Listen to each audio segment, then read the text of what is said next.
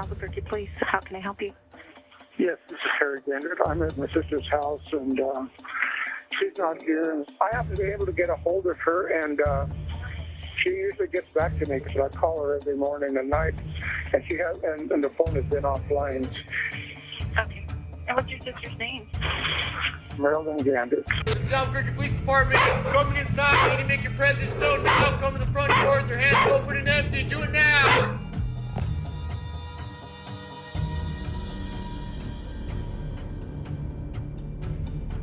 We think we found a body out here. Somebody had put it on like a mattress or something and burned it. And it looks like it has bones in it, and you can see intestines and guts and. It looks like it has lips and teeth in there. Okay, I don't know if it's real or.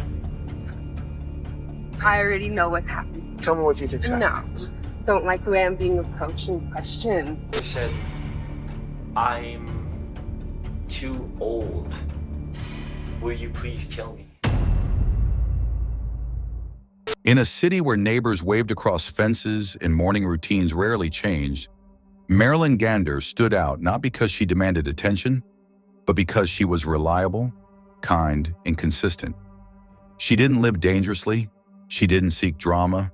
She delivered the mail, smiled at strangers, fed the dogs along her route, and then, one day, she vanished. When they found her, it wasn't in her neighborhood. It wasn't in her home. It was out on a forgotten back road in Rio Rancho, New Mexico. Desert terrain, empty, silent, and waiting. A passerby noticed the smoke. At first, it could have been anything, a brush fire, a pile of debris. But as they got closer, the truth crawled into view. It was a body, burned, charred beyond recognition, left there like garbage. This wasn't a robbery. This wasn't random. This was personal. Marilyn's death wasn't an act of chaos. It was a decision, cold, calculated, and designed to send a message, make her disappear. Because when police began to pull the threads, when they traced Marilyn's final steps and opened the door to her private life, they found something most weren't ready to hear. The people who killed her weren't strangers. They weren't prowlers in the dark. They were family. This is the case of Marilyn Gander. And the fire they started to bury her truth only made it impossible to ignore. Marilyn Rose Gander lived a life that, on the surface, looked simple, quiet, normal. The kind of life you'd drive past without thinking twice, but look closer and you'd find a woman whose warmth stretched across an entire neighborhood. Born on December 19, 1952, in Las Vegas, New Mexico, Marilyn grew up in a time where family meant everything, and hard work wasn't a choice. It was a way of life. In her adult life, Marilyn settled in Albuquerque, New Mexico. For over 30 years, she worked as a mail carrier. Marilyn was a caregiver at heart, always offering help when someone needed a hand. She believed in second chances. She believed in family. That generosity, however, came at a cost. Over time, her household became more chaotic. She had taken in her daughter-in-law, her grandson, and a woman connected to them. The people Marilyn had tried to support were no longer just house guests. They were squatters. They didn't pay rent. They didn't respect the space. They damaged her home, drained her resources, and slowly chipped away at the peace she had worked so hard to build. And eventually, she made the hardest decision of all. She told them it was time to leave. As the situation inside Marilyn's home grew tense, those closest to her began to view her not as a protector, but as a barrier. Hi, can you come on out a second? Yeah. So, what's going on? I'm moving out. Okay, what's your name? Alyssa. And the owner knows you're here getting your stuff? She on Friday, she said come on Saturday morning and get the key. January 26, 2018 began like any other day in Albuquerque, New Mexico. They didn't see Marilyn Gander. She hadn't shown up to work. She hadn't called in. Her phone rang but went unanswered. Friends and neighbors knew Marilyn well. She wasn't the type to disappear. She had a route, a rhythm, a quiet discipline to her daily life. Her animals were left unattended. There were no signs of a trip, no messages left behind. A welfare check was requested. Police visited her home, What they found wasn't chaos. It was worse. It was still, lifeless, too clean. The next day across town in Rio Rancho, a man driving down a quiet stretch of desert road saw something unexpected. Smoke drifting low and steady across the landscape. At first it looked like brush fire, but as he got closer, the smell changed. Thick, sour, unmistakable, burning flesh. He stopped his vehicle and walked cautiously toward the source. What he saw turned his stomach and sent him scrambling for his phone. We think we found a body out here. Somebody had put it on like a mattress or something and burned it. And it looks like it has bones in it, and you can see intestines and guts. And It was a human body, badly burned, dumped carelessly in the dirt, charred beyond recognition. There were no clothes, no belongings, no markers of identity. Just scorched earth and horror. Authorities quickly descended on the scene. The area was cordoned off. Crime scene investigators picked through ashes, searching for any shred of evidence the fire hadn't consumed. It was immediately clear this wasn't an accident. This was a deliberate act of destruction. Whoever had done this hadn't just wanted the person dead. They wanted them gone. Like it looks like it has lips and teeth in there. okay, yeah. I don't know if it's real or. Yeah, it's creepy. It might be exactly what we think it is, so. Detectives quickly began to connect the dots. A missing woman in Albuquerque, a burned body in Rio Rancho. Dental records were pulled, tissue samples tested. The confirmation came swiftly. The body in the desert was Marilyn Gandert. The realization struck like lightning. A beloved mail carrier, known for her gentleness and consistency, had not simply vanished. She had been murdered, brutally, silently, and dumped like garbage by someone who wanted the world to forget her. But fire doesn't destroy everything. Forensics revealed that accelerants had been used to ignite the blaze. The type of fire starters suggested knowledge, intentional placement to prolong the burn. Yet even in the wake of such deliberate destruction, the body still told its story. Fragments of her clothing had melted into the earth. Her jaw, left partially intact, helped confirm her identity. Back in Albuquerque, suspicion immediately turned inward. Investigators began looking closely at Marilyn's personal life. The people living under her roof, the ones she had taken in and helped, suddenly became persons of interest. Their behavior during initial questioning had already raised flags. It just clears a few things up for us. No, that's fine. I said I'm gonna come by in about an hour for the keys. I don't have but I told her when I am, and see, she wasn't answering me, but she doesn't always answer me. So the last one you got from her was at 10:35 on the 26th. That was the Friday. Okay. But she was here that day, and we were hanging out. Do you know where she would be right now? I don't, and that's because somebody's trying to report her as missing. Because Marilyn's being entered as a missing person, they want us to do a walkthrough on this house. Okay, that's fine. Perfectly fine. I have no problem. I appreciate it, Alyssa. It's a box to check.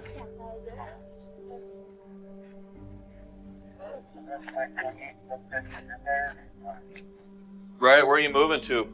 Well, we don't know yet. Oh, no. This one? I had it a little close.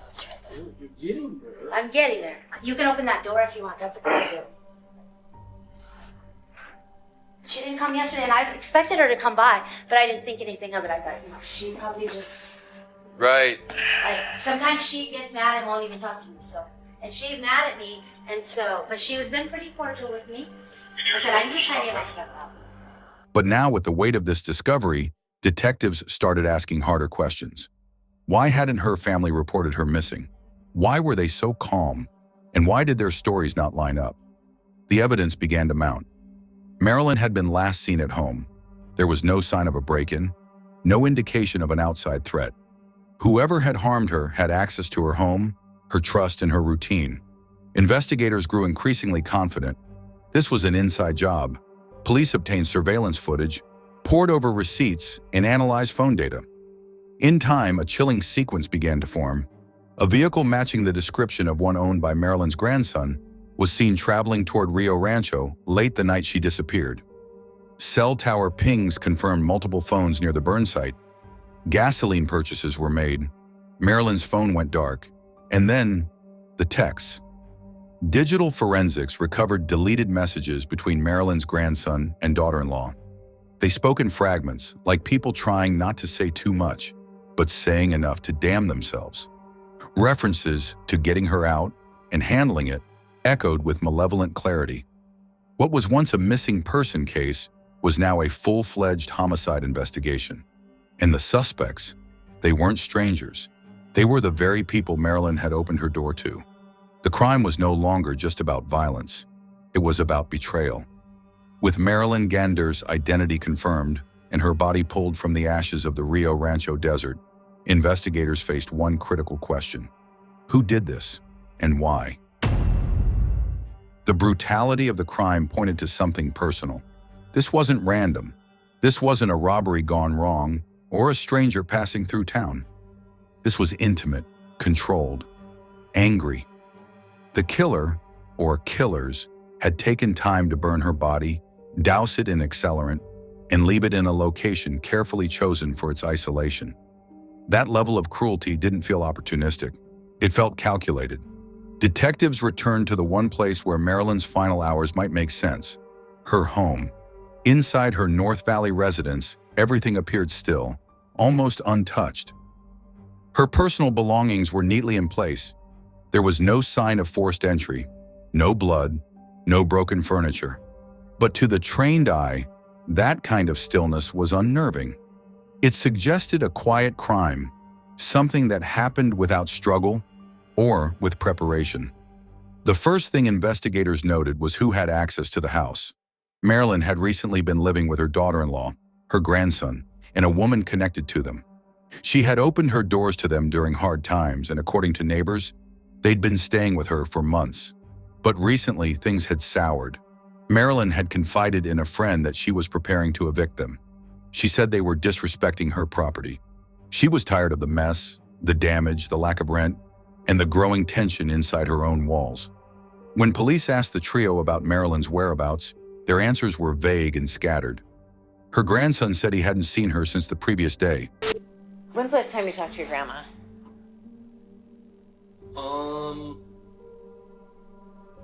I would say 3 or 4 days ago. So, your grandma,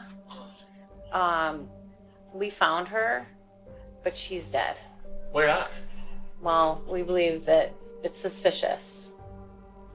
Okay, we think someone killed her. When? And I'm really sorry. Okay. The daughter-in-law claimed she thought Marilyn had gone to run errands.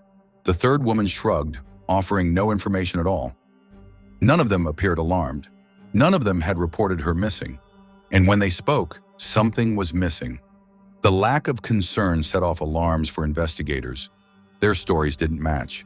Their timelines had gaps, and none of them seemed interested in who had murdered the woman who had housed and fed them for months.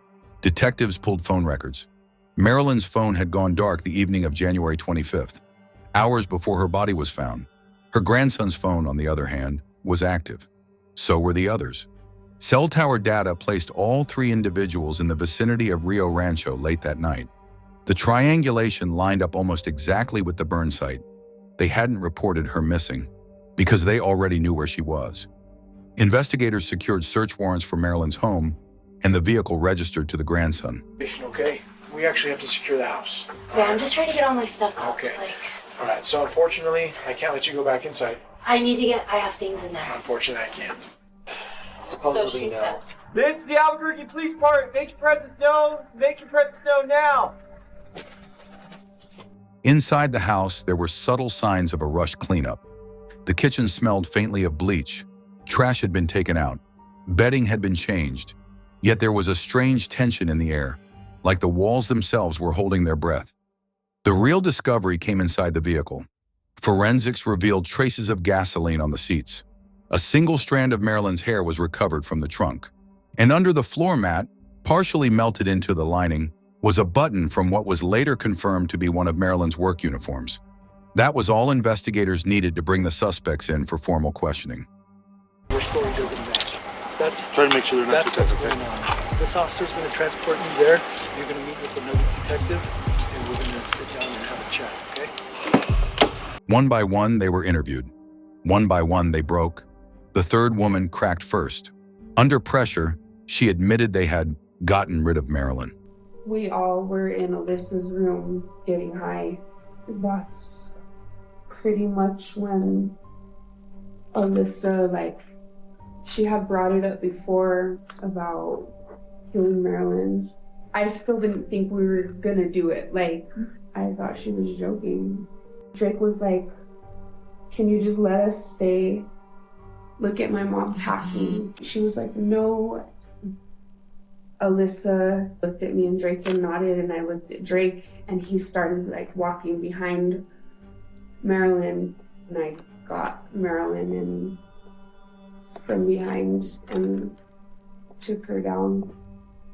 She claimed it wasn't supposed to go that far. She said it started with an argument over rent and escalated, but her version of events quickly unraveled. The grandson followed, eventually confessing that the murder had been planned. I'm gonna tell you the honesty. My grandmother said, "I'm too old. Will you please kill me?" Multiple times, drunk and sober. Okay. That is honestly. He was tired of being told what to do, tired of being treated like a child. When Marilyn finally stood her ground and demanded they leave her house, they decided, together, to make sure she'd never speak again. They lured her into a vulnerable situation, overpowered her, killed her. Then they wrapped her body, placed it in the trunk, and drove her into the desert.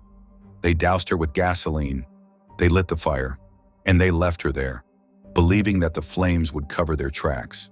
But what they didn't know is that fire can destroy the body, but not the truth. With the confessions, the forensic evidence, the cell records, and the text messages pointing to motive and intent, the case was sealed. The people Marilyn had once called family, the ones she cooked for, paid for, sheltered, had not only betrayed her, they had extinguished her life. But justice was just beginning to ignite. By the time the case reached court, the public already knew the broad strokes. The story had circulated through Albuquerque like wildfire. How a beloved mail carrier vanished, how her body was found burned in the desert, and how her own family members were charged with the crime. But the full weight of the tragedy didn't settle in until the trial began. People wanted answers. They wanted justice. And most of all, they wanted to understand how something so monstrous could come from within a home built on kindness. The courtroom was packed as the trial opened. On one side sat Marilyn Gandert's surviving friends and distant relatives, grieving, quiet, holding photographs and tissues. On the other side sat the accused, her grandson, her daughter-in-law, and their female accomplice, each flanked by attorneys. No one wore tears. No one showed regret. The prosecution wasted no time laying out the facts. They painted a devastating timeline, one that began with a grandmother offering her home to a family in need, and ended with that same family conspiring to end her life. They showed the jury text messages recovered from deleted threads, conversations filled with anger, resentment, and ominous intent. In one message, the daughter-in-law referred to Marilyn as a burden and a manipulative old woman. The grandson wrote, "She thinks she can control us. Not anymore." The prosecution brought forward investigators who testified about the cell tower data, placing all three suspects near the Rio Rancho burn site. Crime scene experts explained the gasoline residues found in the vehicle and the remains of Marilyn's postal uniform discovered inside the trunk. Forensic analysts broke down how accelerants had been strategically used to try and destroy the body. Clear evidence that this wasn't a heat-of-the-moment act, but a carefully orchestrated crime. Then came the confessions. Clips from police interrogations were played. The jury heard the accomplice describe how they had planned the murder, how Marilyn was lured, overpowered, and killed. Her words were cold, robotic, like she was describing a scene from a film, not the real execution of a human being. The grandson's confession was even more disturbing. He spoke of control, of feeling disrespected by his grandmother, of wanting to teach her a lesson. When asked if he felt remorse, he paused and said, "It had to be done." The defense tried to claim that the grandson had been manipulated by the others, that he was young, that he didn't fully understand the consequences. They tried to paint the daughter-in-law as emotionally unstable, under immense stress, not capable of forming intent. They claimed the accomplice was acting on her own rage, pulling the others down with her. But none of it held up, not against the evidence, not against the recorded words that laid out exactly what they had planned and executed. The trial lasted 2 weeks, but the deliberation took less than 2 days. The jury returned with guilty verdicts across the board. Marilyn's grandson was convicted of first-degree murder, conspiracy to commit murder, and tampering with evidence. He was sentenced to 26 years in prison, the maximum allowed under his plea agreement. The daughter-in-law received a similar sentence after being convicted of conspiracy and second-degree murder. The accomplice, who had cooperated slightly earlier in the investigation, received a reduced but still substantial sentence for her role. None of them apologized during sentencing. They sat motionless as the judge read their punishments, offering no final words, no closure, no recognition of the life they had taken. For those who loved Marilyn, justice had been served, but it did not come with peace. How could it? What comfort could be found in knowing that the people she trusted the most were the very ones who plotted her death? The prosecutor closed the trial with a statement that echoed across the courtroom. This wasn't just a murder, it was a betrayal of the deepest kind. Marilyn gave everything to these people, and when she asked for respect, they gave her fire. And with that, the case of Marilyn Gandert, a grandmother, a mail carrier, and a woman of quiet strength, came to its legal conclusion. But for those who sat in that courtroom and heard every word, the story would never truly be over. The courtroom had gone quiet, the verdicts were in, the killers had been sentenced. But outside the walls of the courthouse, the pain was only beginning to set in. Because for those who knew and loved Marilyn Gander, there was no real closure, only the grim finality of knowing she was gone, and that her end had come not at the hands of some stranger, but from within her own home. In the weeks following the trial, her North Valley neighborhood carried the weight of the loss like a heavy fog. Marilyn's absence was felt on every porch, every mailbox, every quiet morning that should have included her soft footsteps and familiar smile. Residents began leaving flowers in their mailboxes. Some posted handwritten notes on their doors. "We miss you, Marilyn." Others placed tiny American flags along her old route, honoring her years of service in a way no ceremony could match. Her co-workers at the United States Postal Service held a private vigil. They remembered her as dependable, kind, and full of quiet pride in her work. Somebody who dedicated themselves to their customers and was always there to provide great customer service. Stories were shared of how she used to carry treats for dogs along her route, how she would check in on elderly residents, and how she never once complained about the job. Saw the good in people and good in a lot of things, no matter what she went through. Even in the worst weather. One colleague simply said, "She showed up. Always." But underneath the grief lay something harder to face, the betrayal. Marilyn had opened her home to the very people who would destroy her. Her kindness had been mistaken for weakness. And when she finally drew a boundary, when she said, "Enough," it cost her her life. Her story sparked difficult conversations across the community about elder abuse, about family entitlement, about what happens when the ones we trust most mistake love for ownership. Social workers and advocacy groups began using her case in training sessions. Her murder became a case study used to illustrate how dependency, manipulation, and untreated resentment can spiral into something horrifying. People began looking differently at the quiet, older women in their lives, the caretakers, the matriarchs, the peacemakers. Marilyn's name became a reminder that strength isn't always loud. Sometimes it lives in those who simply keep showing up, day after day without complaint. Her extended family, devastated and humiliated by the crime, struggled to make sense of the tragedy. While some distanced themselves from the events altogether, others vowed to never let Marilyn be forgotten. Her niece wrote in a local op-ed, "She deserved to be honored, not erased. We will speak her name every chance we get." And people did. Marilyn's name was added to local memorials honoring victims of violent crime. Her photo, a modest headshot with her USPS uniform and warm, knowing eyes, was printed on flyers distributed by domestic violence awareness campaigns. Her face, once so familiar to the people along her route, now became a symbol of a much bigger story. True crime shows and podcasts began to pick up her case. The dramatized reenactments were painful to watch for those who knew her, but they served a purpose: to ensure no one forgot the horror of what had happened, and the importance of recognizing danger even when it comes wearing a familiar face. But perhaps the deepest impact was internal. Marilyn Gander didn't live a glamorous life. She didn't seek attention, fame, or recognition. She wasn't loud or confrontational.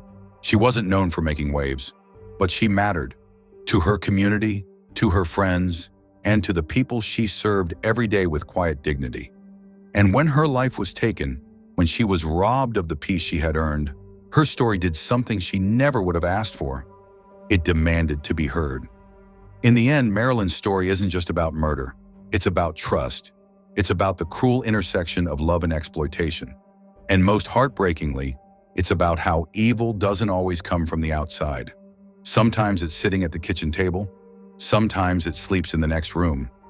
The people who killed Marilyn didn't wear masks or carry weapons in the dark. They were people she cooked for, laughed with, paid bills for. They knew her routines, her weaknesses, her compassion. And when they decided to destroy her, they used that knowledge to their advantage. It's not the brutality of the crime that haunts the most. It's the betrayal. Marilyn gave everything she could to those around her. And in the end, when she finally stood up for herself, when she finally said no, they silenced her. Not in an act of desperation, but in a plan born of entitlement, resentment, and unthinkable cruelty. And yet, despite everything they did to erase her, they failed. They tried to burn her body. They tried to bury the truth. But what they didn't count on was the ripple effect her story would cause. They didn't expect a community to rally around her memory. They didn't expect the media attention, the investigations, the outrage. They didn't expect Marilyn Gander to become a symbol of strength, of kindness, and of the need to protect those who live their lives serving others without complaint. Because while they tried to extinguish her, the truth lit a fire they couldn't control. That fire spread from newsrooms to courtrooms, from vigils to TV screens. It ignited conversations about elder abuse, about hidden violence within families, and about the dangers of silence. People began asking harder questions. Who are we overlooking? Who are we failing to protect? Who is quietly suffering, assuming no one will believe them if they speak? Marilyn's legacy is not just one of tragedy, it's one of transformation. She was never someone who sought the spotlight, but in death, her story forced people to open their eyes. Her name now lives in more than case files.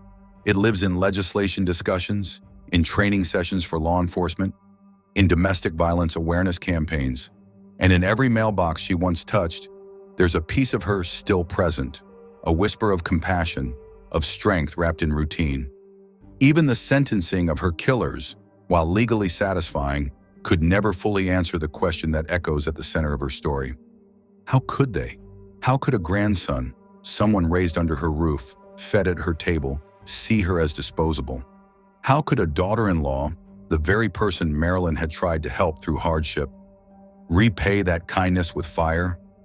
We may never get a satisfying answer, because sometimes evil doesn't make sense. Sometimes it doesn't wear horns or announce itself. Sometimes it smiles back at you. So what can we take from this? Perhaps it's the courage to check in on those we think are fine. Perhaps it's a renewed respect for the quiet people in our lives, the givers, the helpers, the steady hands who carry so much without ever asking for anything in return. Perhaps it's the strength to set boundaries and the wisdom to recognize when love is being weaponized. And most importantly, perhaps it's the call to never overlook those who seem the strongest simply because they never complain.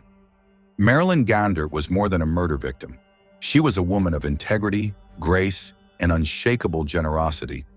And while her story ended in violence, it refuses to fade.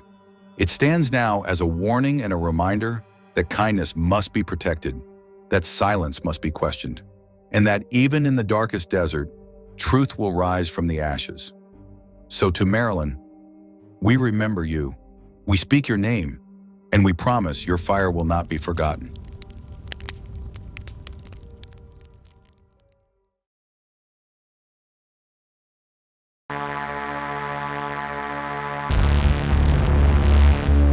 Cabrera did not have custodial rights to Vanity, and according to family, the child was being taken care of by other family members. She has zero custody. I have all the paperwork. We literally just had the cops come today because she was in my house she was here at my house trying to take her, and we said no, and she took her anyways. Police say they got a call about a kidnapping, and the driver of this SUV, 32-year-old Pamela Cabrera, is a suspect.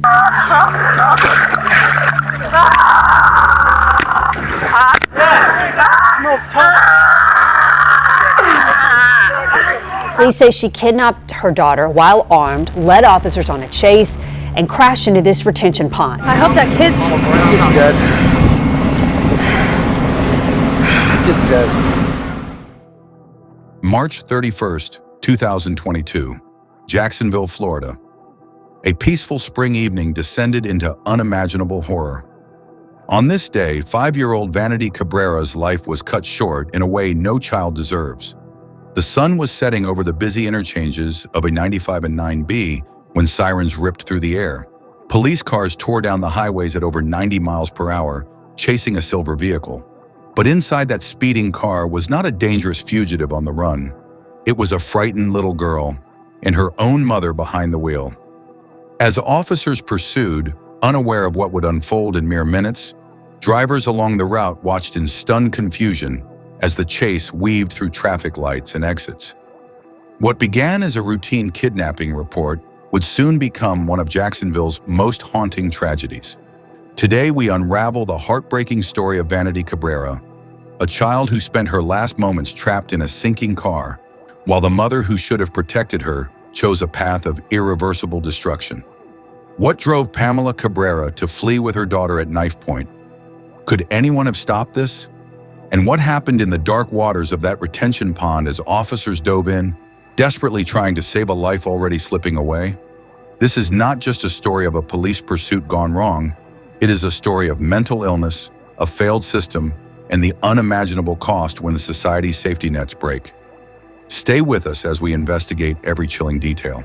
Pamela Cabrera's life had long been dominated by mental illness. Diagnosed with chronic severe bipolar disorder, with psychotic features and schizoaffective disorder, she was no stranger to psychiatric institutions or medication regimens.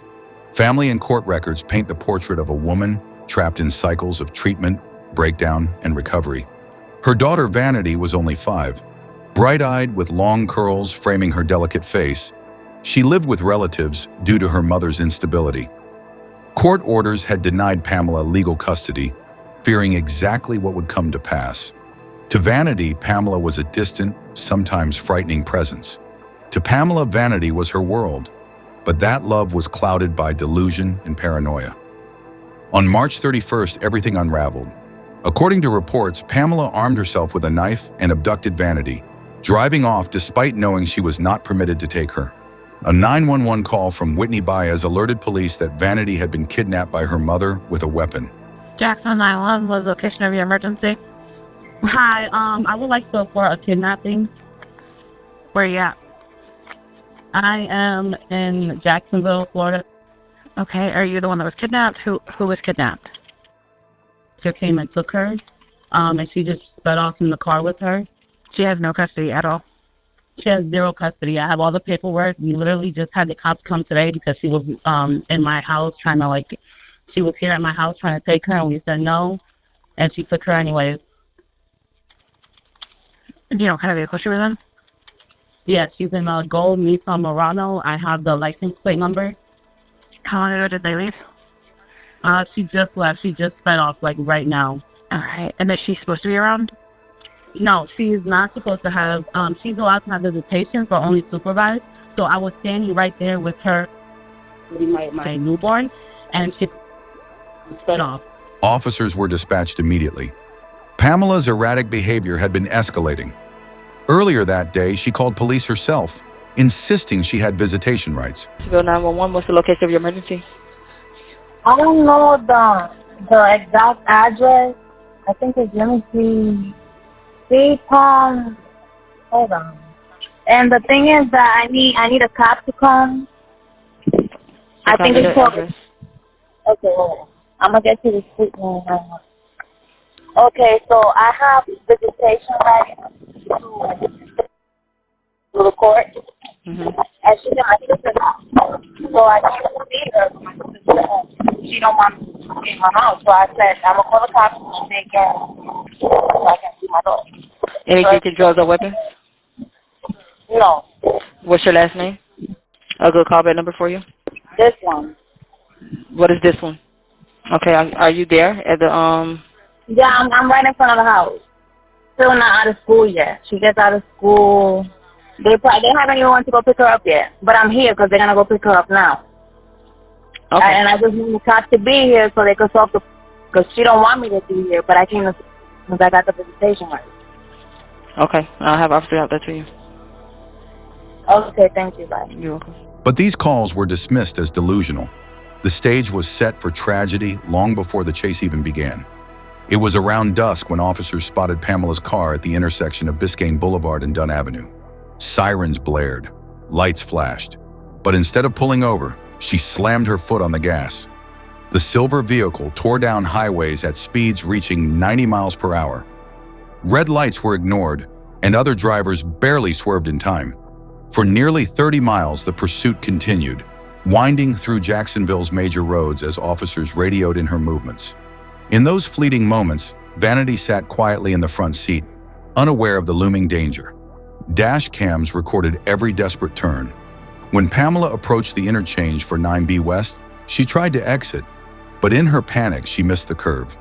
Her car shot forward, crossed a grassy slope, and plunged directly into the dark waters of a retention pond. Police cars screeched to a halt on the roadside. Officers sprinted towards the pond as the car bobbed once, then began sinking. Pamela scrambled out through a window and clung to a floating tire.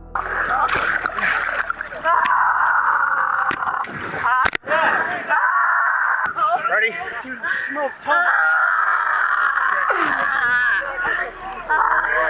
But Vanity remained trapped inside as water rushed into the car. Body cam footage captures the frantic attempts of officers to reach her. Shouts fill the air. One officer stripped his vest and dove repeatedly, struggling to open doors already locked by the pressure. Within minutes, the car vanished beneath the murky surface. As the sun set behind the tree line near Y95, the flashing lights of patrol cars illuminated the darkening pond where Vanity Cabrera's life ended. 5-year-old Vanity lay strapped in her seat, silent and still. I hope that kid's dead. Kid's dead. Like an 8-year-old little child. That's why I wasn't going to let go. That's why I wasn't giving up. For the Jacksonville Sheriff's Office, the investigation into Vanity's death began right there, knee-deep in mud and grief. Detectives cordoned off the area with yellow tape as officers stood by, silent and shaken by what they had just witnessed. Body cam footage captured the anguished voices of those who dove again and again, praying they would find the child alive. Yeah, we just got her out. Okay, is there a kid in that? All right, there's a kid in the car. It's a small kid. Small kid in the car. But prayers weren't enough that day. In the hours following, a flood of questions arose. Why was Pamela Cabrera driving with Vanity if she did not have custody? How did she manage to abduct her daughter with a knife, evade immediate apprehension, and then lead officers on a 30-mile chase ending in death? Detectives interviewed the officers involved, collecting dash cam and body cam footage frame by frame. The video evidence showed Pamela's silver car speeding through intersections, narrowly avoiding collisions, and weaving across lanes in sheer desperation. The investigation expanded into Pamela's mental health records. Court filings and medical documents revealed a long history of psychiatric illness. She had been diagnosed with chronic severe bipolar disorder with psychotic features, as well as schizoaffective disorder. Over the years, she had been in and out of psychiatric care, prescribed strong medications, and flagged multiple times as unstable. Her family and medical providers knew she was a danger to herself and potentially to others when untreated. Detectives consulted with the Department of Children and Families to understand why Vanity was allowed any contact with her mother, despite these warnings. It became clear that Vanity had been living with family members for her safety. Yet somehow, on March 31st, Pamela accessed her daughter without intervention from authorities or care agencies. Forensic teams examined the vehicle after it was towed from the pond. Water damage destroyed much of the interior, but seatbelt locks and child restraints were intact. Toxicology tests showed no alcohol or illicit substances in Pamela's system, further supporting her attorney's argument that untreated mental illness alone drove her behavior. In 2020, they gave me Vanity.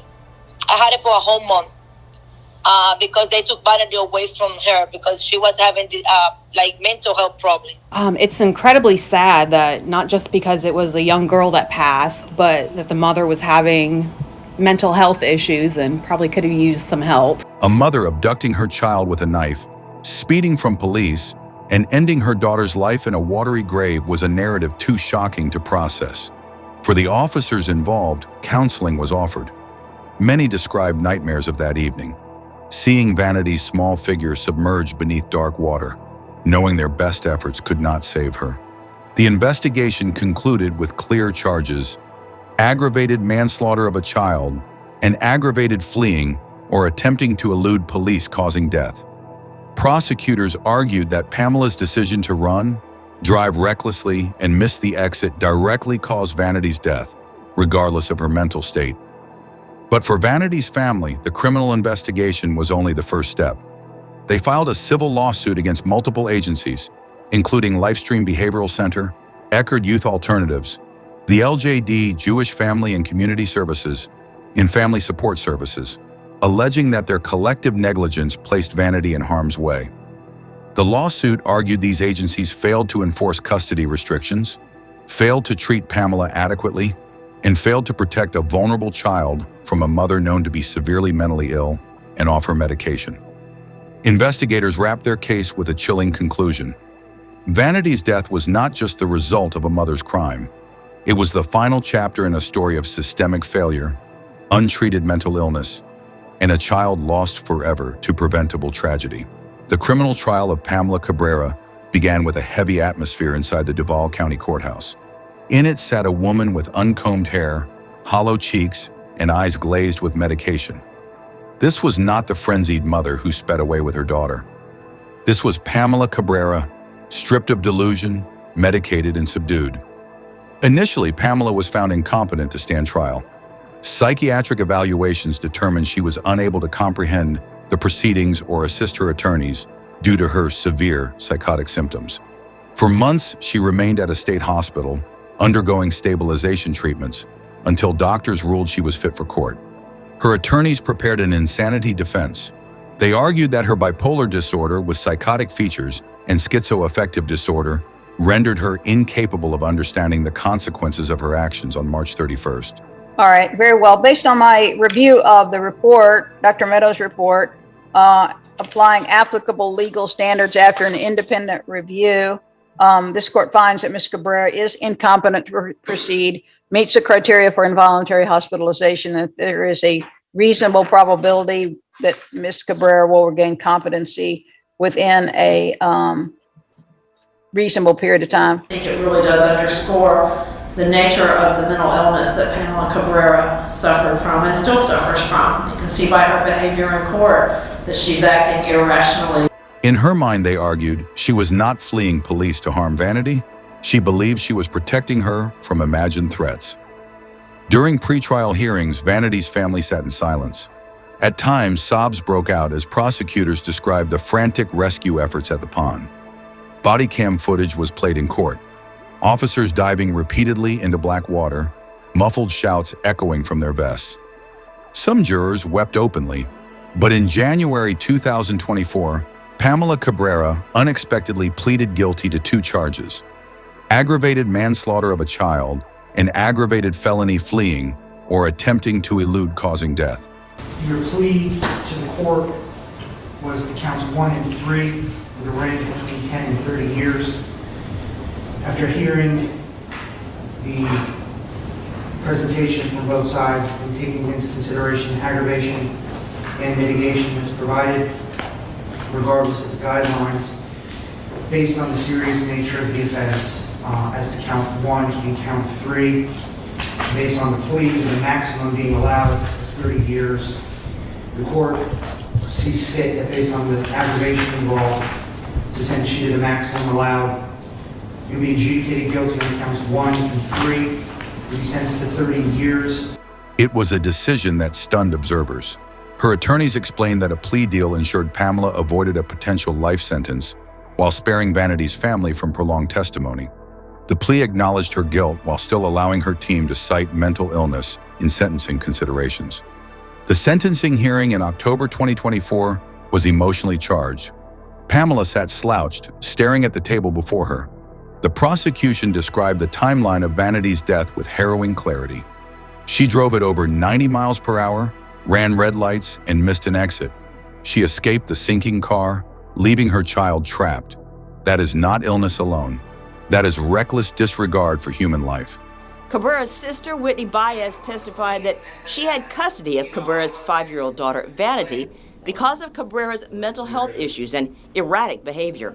But prosecutors argued Cabrera knew exactly what she was doing, despite her mental health issues. The defendant's actions in this case killed her own child, endangered people on the roadways, endangered the lives of officers who were attempting to rescue her and the child. Her defense team countered, detailing psychiatric hospitalizations, medication failures, and how her untreated illness distorted reality. They pleaded for leniency, suggesting a reduced prison term with mandatory psychiatric care. "She is a very sick woman," her attorney said, voice cracking. "She did not intend for this outcome. Her mind was broken." Family members of Vanity spoke before the court. Her aunt sobbed uncontrollably, stating, "Every night I close my eyes, I see her there. She was only 5. She loved to dance. She loved her mom. She trusted her mom." When the judge delivered the sentence, 30 years in prison, Pamela showed little reaction. Courtroom footage showed her later being removed by deputies after an outburst, shouting incoherent phrases about Vanity still being alive. A Jacksonville mom expected to be sentenced today for the death of her 5-year-old daughter is kicked out of the courtroom for being so disruptive. I wrote this letter for you. I know, you'll give it a chance. It's okay. We'll take your time. It's not a problem. Can I give it to you? Not right now. You can give it to you can give it to your attorney in the back. I was going to say something and made me forget what I was going to say. Her eyes darted around, filled with confusion and fear. For a moment, it was clear the illness remained, gnawing at what little clarity she had left. The sentence closed the criminal chapter of Vanity Cabrera's death, but left a lingering question in the air. Was justice truly served? For some, Pamela's imprisonment felt hollow. For others, it was the only accountability available in a case where mental illness collided fatally with a system unable to protect the most vulnerable. In the weeks following the sentencing, Jacksonville's grief shifted from shock to anger. Candlelight vigils were held near the pond where Vanity drowned. Pink and white balloons floated into the evening sky as community members gathered to mourn the little girl they never knew, but whose story tore at their hearts. News segments highlighted not just Vanity's death, but the systems that failed to protect her. Local anchors questioned how a woman with documented psychosis and a history of institutionalization was able to abduct her daughter at knife point. For the Jacksonville Sheriff's Office, the trauma lingered. Officers involved in the pursuit and rescue were placed on mandatory counseling. In interviews, one diver described nightmares of reaching Vanity only to find her unresponsive, trapped by her seatbelt as the car filled with water. "We train for rescues like that," he said, voice breaking, "but nothing prepares you to pull out a child." Pamela Cabrera was transferred to the Florida Women's Reception Center to begin her 30-year sentence. Correctional officers reported she often muttered to herself about Vanity being alive, hallucinating conversations with her daughter. Psychiatrists continued treatment, but her condition remained severe. Attorneys for the family stated, this was not an isolated failure. This was a systemic failure from top to bottom. Vanity was failed by everyone who should have protected her. The lawsuit seeks damages for wrongful death and aims to force policy changes within Florida's child protection and mental health systems. The case is ongoing, with hearings set for later this year. In the community, Vanity's death sparked discussions about mental health reform. Advocacy groups highlighted the lack of crisis intervention programs for parents with severe psychotic illnesses. But amidst these broader movements was a simpler, more intimate grief. At Vanity's funeral, her small white casket was adorned with pink roses and stuffed animals. Family members placed handwritten letters inside promising never to forget her. Her father, silent through most of the service, finally spoke. She was my baby. She deserved to grow up. She deserved a life. For Pamela Cabrera, her prison term may last until old age, but the mental prison of guilt, hallucination, and grief is something she will carry forever. Whether justice was served remains debated, but for Vanity, justice can never reverse the dark waters that stole her life. The story of Vanity Cabrera forces us to confront a painful truth. Sometimes evil is not born from hatred or malice, but from untreated sickness and systemic neglect. Vanity's death was not the act of a calculating killer hiding in the shadows. It was the final tragedy in a life shaped by chaos, fear, and failure at every level. Pamela Cabrera loved her daughter. Those who knew her insist that before illness consumed her mind, she was gentle, affectionate, and proud of Vanity. But mental illness does not care about love. Untreated, it becomes its own dark force, whispering delusions that twist reality into paranoia and desperation. As we close this case, remember Vanity not for how she died, but for who she was. A 5-year-old girl who loved pink dresses and storybooks, who danced barefoot in the living room, who trusted that her mother would keep her safe. Her death should never have happened. And yet there are others like her, trapped in silent suffering as the world looks away. If this story leaves you with anger, let it. If it leaves you with grief, let it. But above all, let it remind you that society is judged not by how it treats the powerful, but how it protects the powerless. Tonight, as darkness falls over Jacksonville, the pond where Vanity died sits still and silent. But her story ripples outward, a reminder that mental illness left untreated becomes not just an individual tragedy, but a societal failure with fatal consequences. Thank you for staying with us through this heartbreaking journey. If you believe stories like Vanity's need to be heard to create change, please like this video, share it with those who care about child safety and mental health reform, and subscribe to our channel for more true crime documentaries that reveal the hidden tragedies of our time. Stay safe, stay aware, and remember, justice is only real when it protects the innocent before it's too late. Just for your safety, this guy has been known to have explosives in his residence. The guy was weird. He was really weird. Yeah. Not surprised. Hey, Daniel.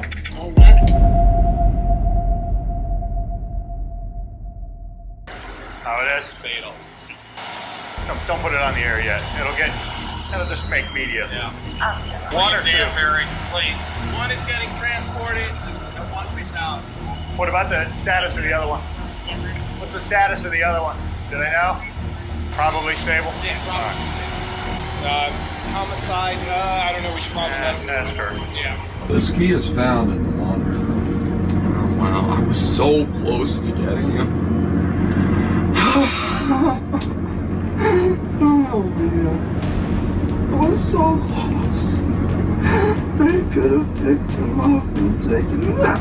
I was so close. Well, may not have been anything you could have done. Oh, wow. I mean, that was just awful. So close. I almost rescued him. I almost rescued him.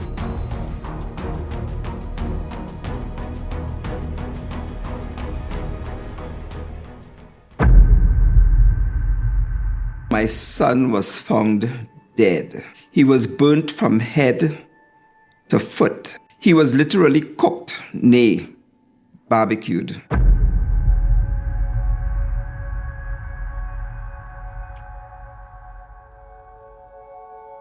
She was repeating over and over, like almost in a sleep.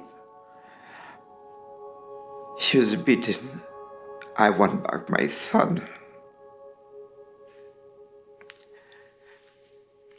She was saying, I want back my son. And I told her, you know that's not going to happen.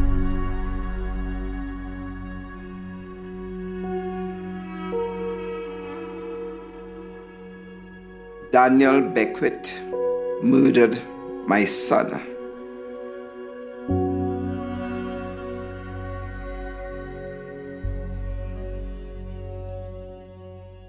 It started with smoke. Not from a campfire, not from a stove, but from deep beneath the earth. Inside a wealthy Maryland suburb, nestled behind manicured lawns and brick facades, a horrifying secret was burning to the surface. Firefighters responded to what seemed like an ordinary house fire in Bethesda on September 10, 2017. But nothing about this scene was ordinary. The house, owned by Daniel Beckwith, a millionaire stock trader and computer hacker, was unlike anything they had ever seen. Hoarding conditions made it nearly impossible to move inside. Trash and debris choked the hallways. And in the basement, something even more surreal. A crude entrance to a hidden tunnel system snaking under the property, like veins in the ground.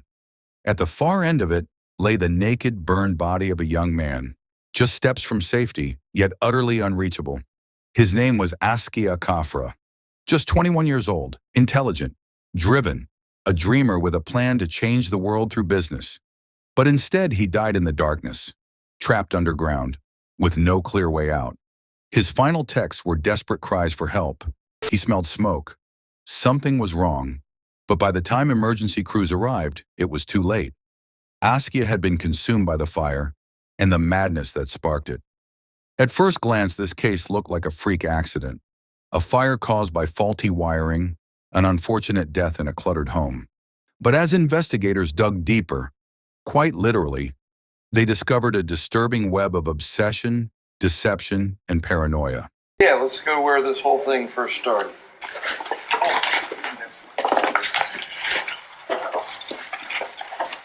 I don't even know where the laptop. Maybe it's under. It was on the bed right here.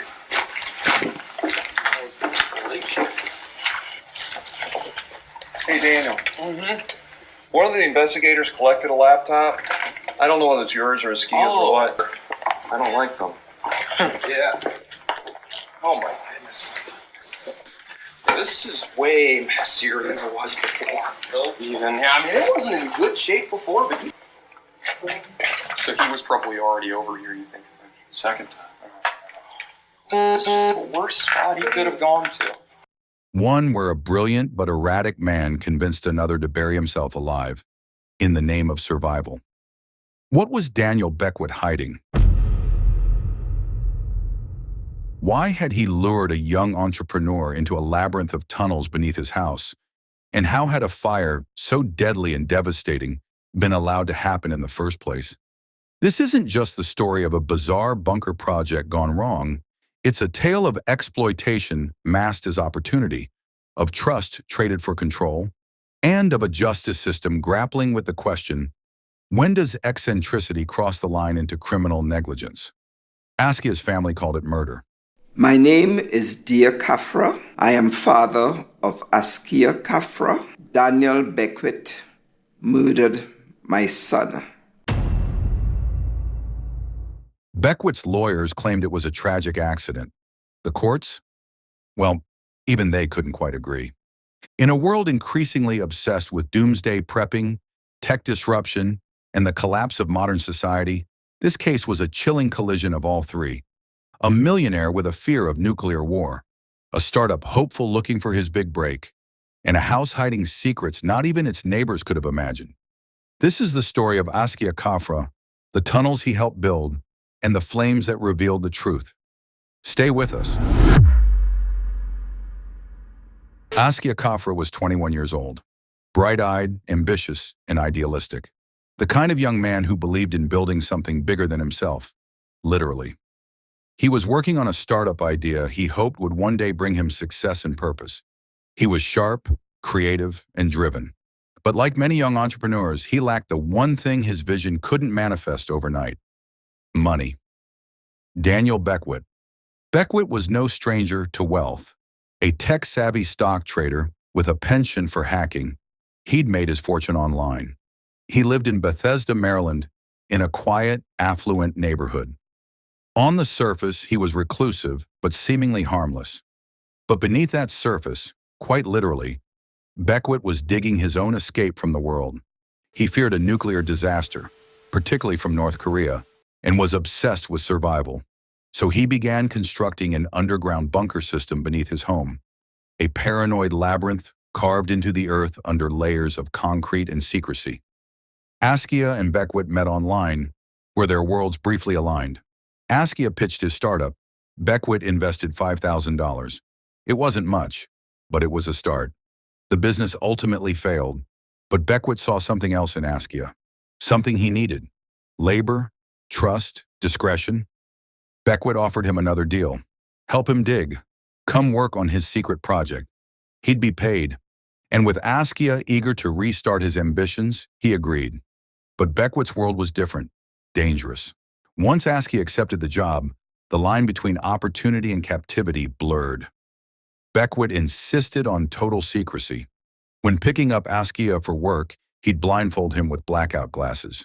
He'd drive in long, disorienting loops to hide the home's true location. Just hand him some glasses and he put them on. What do you mean glasses? They were just like blacked out glasses. Like sunglasses, or they completely cover your eyes? Completely covering. So he couldn't see anything? No. He was cool with it. I mean, I told him before he ever came, I was like, this is one of the conditions. What did you tell me what you said to Oh, him? I just said, I'm concerned about people knowing exactly where this is at. Online, Beckwith spoofed the internet IP to make it seem like Askia was working in Virginia, not Maryland. Even Askia's own family didn't know the full extent of where he was or what he was doing. And inside that house, conditions were horrific. Askia lived in the tunnels for days at a time, eating, sleeping, and using a bucket as a toilet. There was an air circulation system and some lighting, but nothing met safety standards.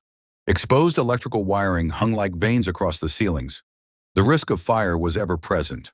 Upstairs was no better. The home was filled floor to ceiling with hoarded items, trash, electronics, and debris. So if we have to do any more work in here, we'll make sure we don't do anything bad. Alrighty. Emergency exits were choked with clutter. A house built to hide from the outside world had also become a prison. Yet through all this, Askia stayed. Whether driven by desperation, hope, or Beckwith's manipulation, it's hard to say. What is clear is that he was isolated, overworked, and ultimately left in harm's way. Daniel Beckwith, for all his brilliance, was obsessed. Obsessed with survival, obsessed with secrecy. But what he lacked, tragically, was responsibility. Askia may have believed he was helping build a future, one of security, one with a financial reward, perhaps even the beginning of his entrepreneurial dreams. But what he was really building was a death trap. And when the flames came, they exposed far more than faulty wiring. They revealed the consequences of blind trust, unchecked obsession, and what happens when ambition turns into exploitation. On the night of September 10, 2017, a fire broke out at 5211 Danbury Road in Bethesda, Maryland. But it wasn't just a house that went up in flames. It was a secret. That evening, the quiet neighborhood was disrupted by rising smoke and the sudden arrival of emergency responders. Flames had erupted from the basement of Daniel Beckwith's home, a bizarre, cluttered, fortress-like structure filled with mounds of junk, electronics, and trash. Inside was a man, Askia Kafra. He didn't survive, but long before the fire ignited, the danger was already smoldering. Askia had been staying underground for days as part of his work helping Beckwith construct a private network of tunnels beneath the house. This wasn't just a side project, it was an obsession. Beckwith believed nuclear war was imminent, particularly from North Korea, and he was determined to survive. His plan, a hidden bunker system built entirely in secret. He didn't hire contractors, he didn't apply for permits. Instead, he recruited Askia, a young man looking for another shot at making his dream work. In exchange for cash, Beckwith demanded silence and full cooperation. That meant letting go of logic, letting go of control, letting go of safety. Askia followed the rules, even when they didn't make sense. He wore black glasses during pickups and endured Beckwith's long, confusing drives meant to disorient him. Beckwith even manipulated internet traffic to make it seem like Askia was working from Virginia, not Maryland. It was a psychological maze built alongside the physical one. Down in the tunnels, Askia worked by hand for hours, even days, carving out space in the dirt. There was ventilation, light, and basic wiring, but everything was homemade, rigged by Beckwith himself. Nothing about it was inspected or secure. Exposed wires ran through plywood and trash. The air was stale. The tunnel was narrow, and the surface above, the house itself, was an obstacle course of hoarded chaos. Still, Askia stayed. That night, he sent Beckwith a message from inside the tunnel. He smelled smoke.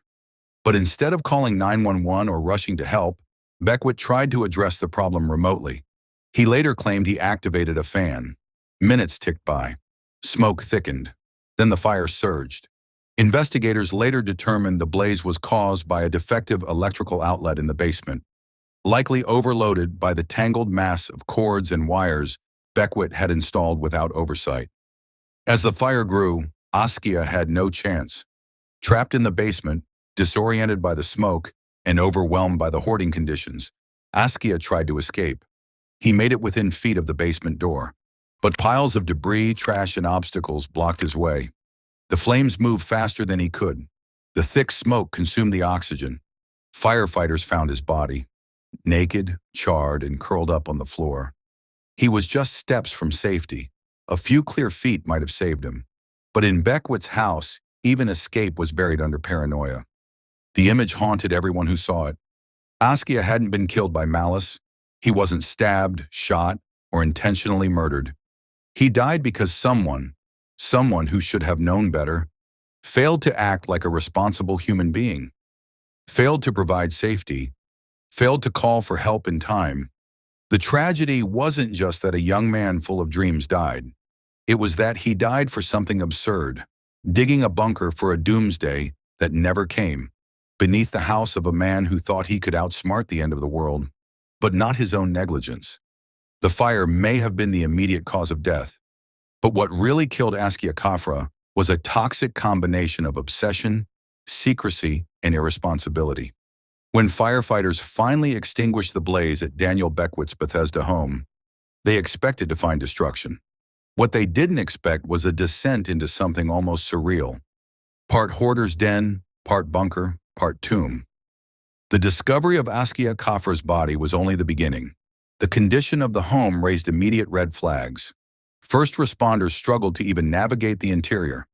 Rooms were packed floor to ceiling with debris, trash, and electronic equipment. Getting to the basement had been a challenge. But what did they find underneath it? That's when everything changed. Behind scorched panels and beneath piles of junk, investigators found a small opening, the mouth of a tunnel. As they entered, what appeared at first to be an amateur crawl space revealed itself to be an entire subterranean network. Hand-dug shafts stretching dozens of feet in multiple directions, makeshift ventilation systems, electric lights, plywood supports, and at the center of it all, a clear sign that someone had been living down there. Askia's belongings, a mattress, personal items, food packaging, were discovered in what amounted to an underground living cell. He had been eating and sleeping there, working there, surviving there, all under the radar of building inspectors, law enforcement, and even neighbors who had no idea what was happening, just feet beneath their homes. As fire marshals traced the source of the fire, they quickly found the ignition point, a basement electrical outlet overloaded with makeshift wiring. It had sparked and caught fire, a fire that had rapidly spread upward into the hoarded space, turning the home into a death trap.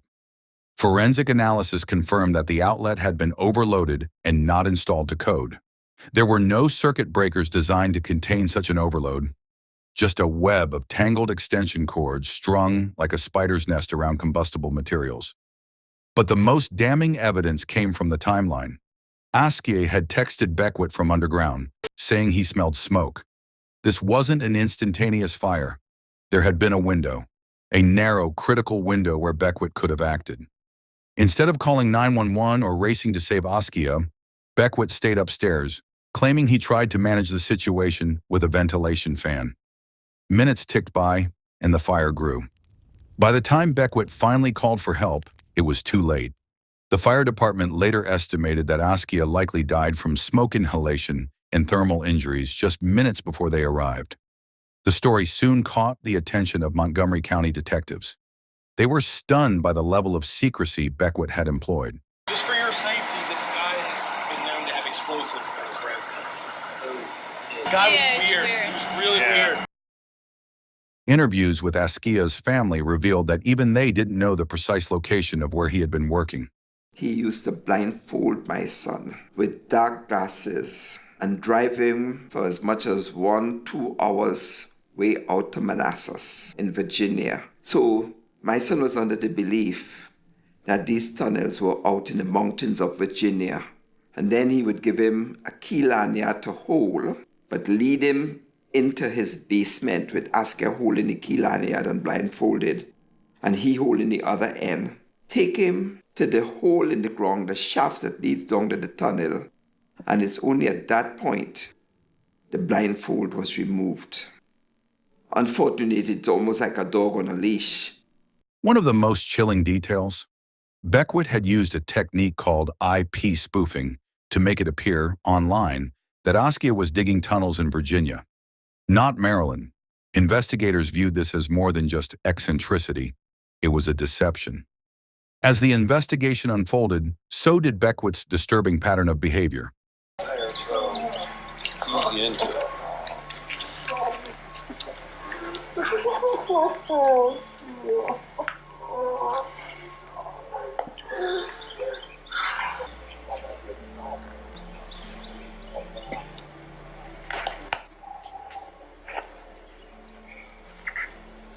I just need a second.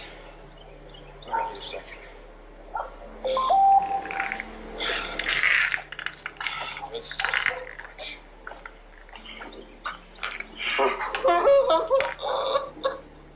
Neighbors described him as reclusive.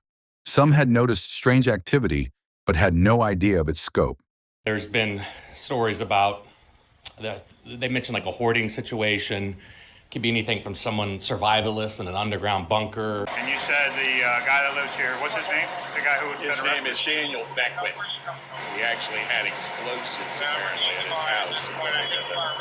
This house or his house? And that was where? In Champaign, Urbana, Illinois. I think they kept him in jail for a while, but he couldn't have done much time. Online, Beckwith had a trail of writings, posts in hacker forums, survivalist discussions, and doomsday threads. He wasn't just paranoid. He was preparing for an apocalypse of his own design. Askia's family, devastated and confused, demanded justice. They believed their son had been exploited, lured into a situation that was wildly unsafe and intentionally hidden. Investigators agreed. What emerged wasn't a clear-cut case of intentional murder, but something just as insidious: a reckless disregard for human life. In April 2018, a grand jury indicted Daniel Beckwith on charges of second-degree depraved heart murder and involuntary manslaughter. Prosecutors argued that Beckwith's conduct, while not driven by intent to kill, showed such extreme negligence and disregard that it constituted murder under Maryland law. It was a rare charge, but given the bizarre circumstances and Beckwith's clear awareness of the dangers he had created, prosecutors felt it was justified. The tunnels weren't just illegal, they were lethal, and one man had died as a result. The trial would test the limits of how far the law could stretch to hold someone accountable, not for a violent act, but for letting madness spiral into manslaughter. In April 2019, the case of State of Maryland versus Daniel Beckwith made its way to the courtroom. And with it came a flood of public fascination and outrage. It wasn't just the crime that was on trial, it was the very definition of responsibility. Prosecutors framed Beckwith's actions as nothing short of depraved. They didn't argue that he intended to kill Askia Khafra. Instead, they claimed Beckwith acted with such reckless disregard for life that his behavior rose to the level of second-degree depraved heart murder. It was an unusual charge, one that didn't rely on motive or premeditation, but on behavior so grossly negligent it implied a hardened indifference to human life. The courtroom listened as prosecutors laid out the details: how Beckwith kept his home in hoarded chaos, how he forced Askia to live underground for days at a time, how he manipulated his sense of location using blindfolds and spoofed IP addresses, and most damning of all, how he failed to act when smoke first began to rise. Askia had texted Beckwith about smelling smoke. That was a moment of decision, and Beckwith, prosecutors argued, chose secrecy over saving a life. They brought in firefighters who described the horrors of the scene and experts who confirmed that the outlet in question had sparked due to faulty, overloaded wiring. Beckwith, they argued, knew about the hazards but ignored them. He had, in essence, built a tomb. The defense, meanwhile, painted a different picture, one of a socially isolated man, eccentric and paranoid, yes, but not malicious. They admitted Beckwith was obsessed with prepping and survival and that he had hoarding tendencies. But they argued he genuinely cared about Askia and had even invested in his business. The tunnel project was presented not as exploitation, but as a misguided partnership between two adults. The fire, they said, was a tragic accident, not a crime. The defense insisted Beckwith had no intention to harm Askia and had even paid him well for the work. They also claimed that Beckwith tried to help once he was alerted to the smoke, including turning on a fan and eventually calling 911. This, they argued, showed panic and concern, not indifference, but the jury wasn't convinced. The prosecution's portrait of Beckwith as a man who built a death trap, then refused to act when danger came, stuck with them. After deliberation, they delivered their verdict, guilty of second-degree depraved heart murder and involuntary manslaughter. It was a landmark decision. Convictions on depraved heart murder are rare, especially in cases without direct violence.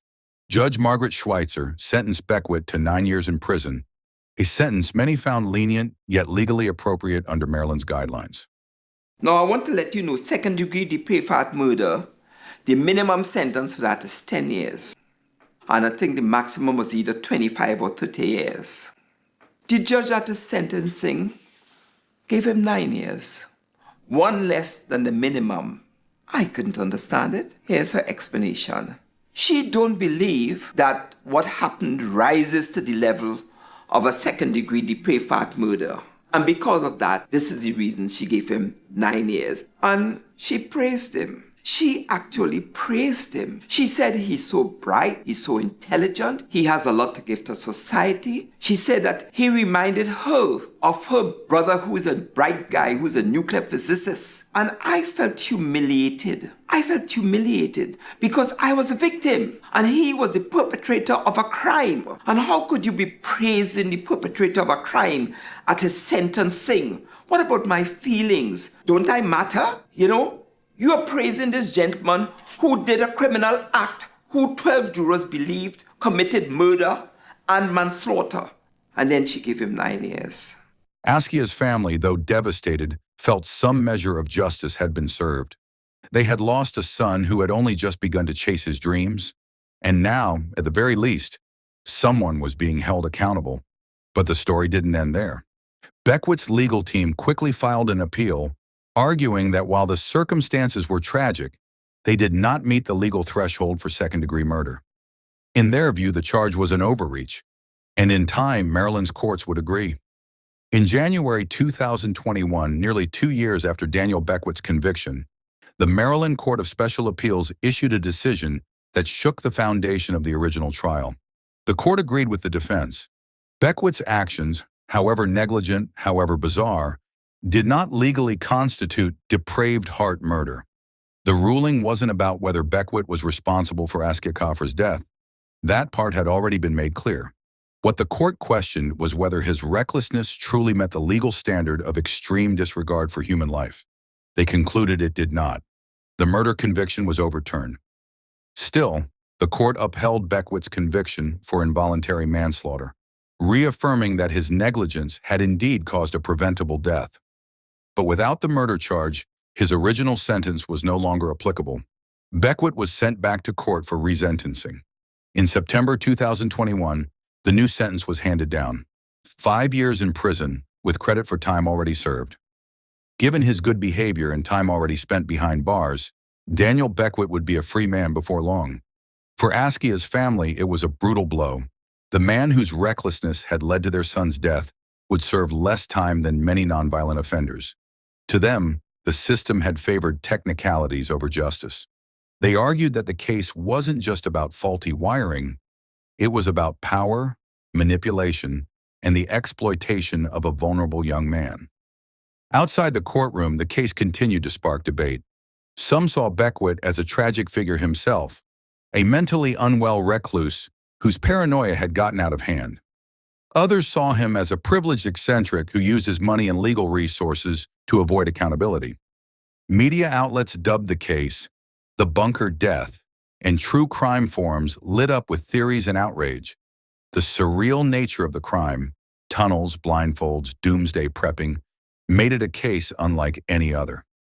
But underneath the strangeness was a deeply familiar truth. Workplace safety matters, and negligence, especially from those with power, can be just as deadly as violence. The case raised difficult legal questions. Where is the line between criminal negligence and murder? Should someone be held responsible not just for what they do, but for what they fail to do? And when eccentricity turns deadly, how much weight should mental health and intent carry? For Beckwith, life would never be the same. Even after his release, he remained under public scrutiny. A man whose underground fears had destroyed someone else's future. For Askia's family, the pain lingers. They remember a son full of ambition and promise, one who believed he could climb the ladder of success, and who instead died alone in the dark, building someone else's bunker. In the end, the tunnels were sealed. The house, once a secret fortress, became a crime scene. The paranoia that fueled its creation ultimately gave way to tragedy. And in a chilling irony, the man trying to prepare for doomsday had caused one for someone else. The case of Askia Kafra and Daniel Beckwith remains a cautionary tale about the dangers of obsession, the limits of trust, and the lives that can be lost when safety takes a backseat to secrecy.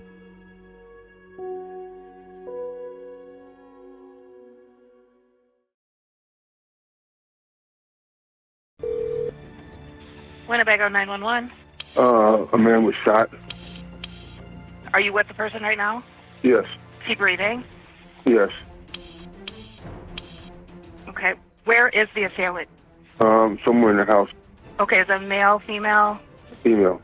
For a woman accused of murdering her boyfriend in Menasha. Killing happened in February in Menasha. The court commissioner set bond at $1 million for Catherine Chesky, the woman accused of shooting and killing her 71-year-old boyfriend at their Menasha home last week. And found 54-year-old Catherine Ann Chesky guilty of first-degree intentional homicide. I shot somebody. I'd have a whole lot more blood on me. He was my second shot at love. He's not dead. He can't be dead. Oh my God, no!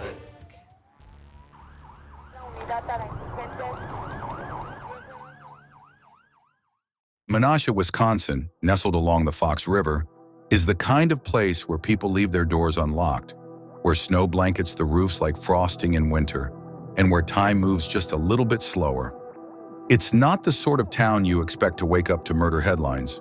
The court commissioner set bond at $1 million for Catherine Chesky, the woman accused of shooting and killing her 71-year-old boyfriend at their Menasha home last week. Chesky is now charged with first-degree intentional homicide. But on the morning of February 24th, 2024, police responded to a call from a quiet residential block on Chute Street. What they found inside one of those homes would shatter the illusion of calm and raise questions that no one in this town was prepared to answer. A single gunshot had pierced the silence of dawn. No one had called it in, not from inside the house. The 911 call came from a neighbor, someone who had heard an argument followed by a loud, unmistakable sound. Winnebago 911. A man was shot. Are you with the person right now? Yes. Is he breathing? Yes. Okay. Where is the assailant? Somewhere in the house. Okay, is it male, female? Female. A sound that told them something was very, very wrong. When officers entered the home, they found a scene that felt more surreal than sinister at first glance. A 55-year-old woman sitting naked on the living room couch, wrapped in a blanket, saying no one had been harmed. Her demeanor was calm, eerily so.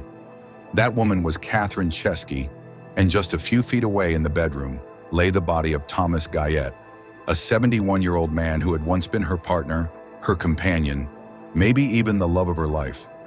Now he was dead, killed by a single bullet to the chest, fired from close range.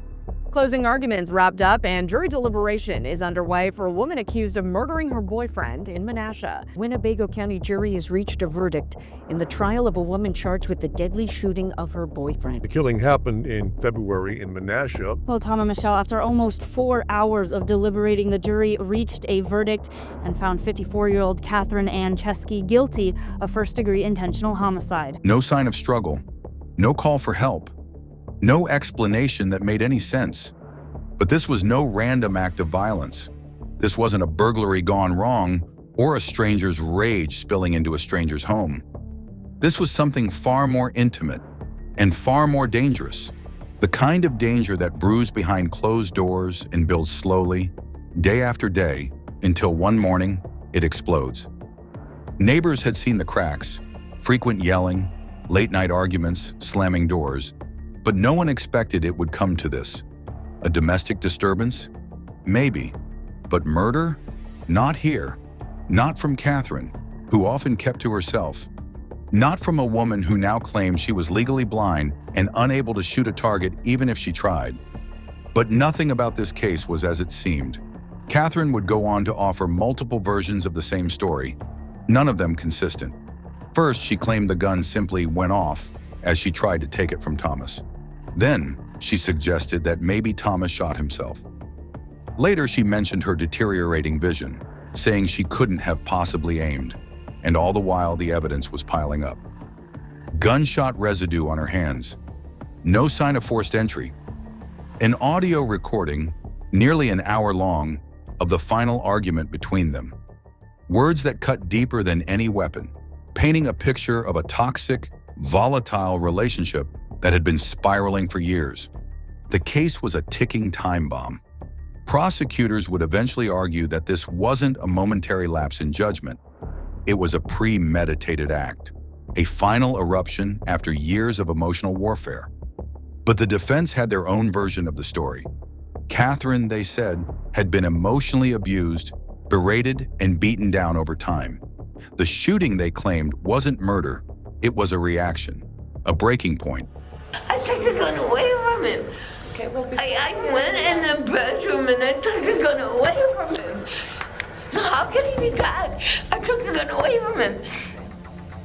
I heard the gun go off and I took it away from him and I took it in the living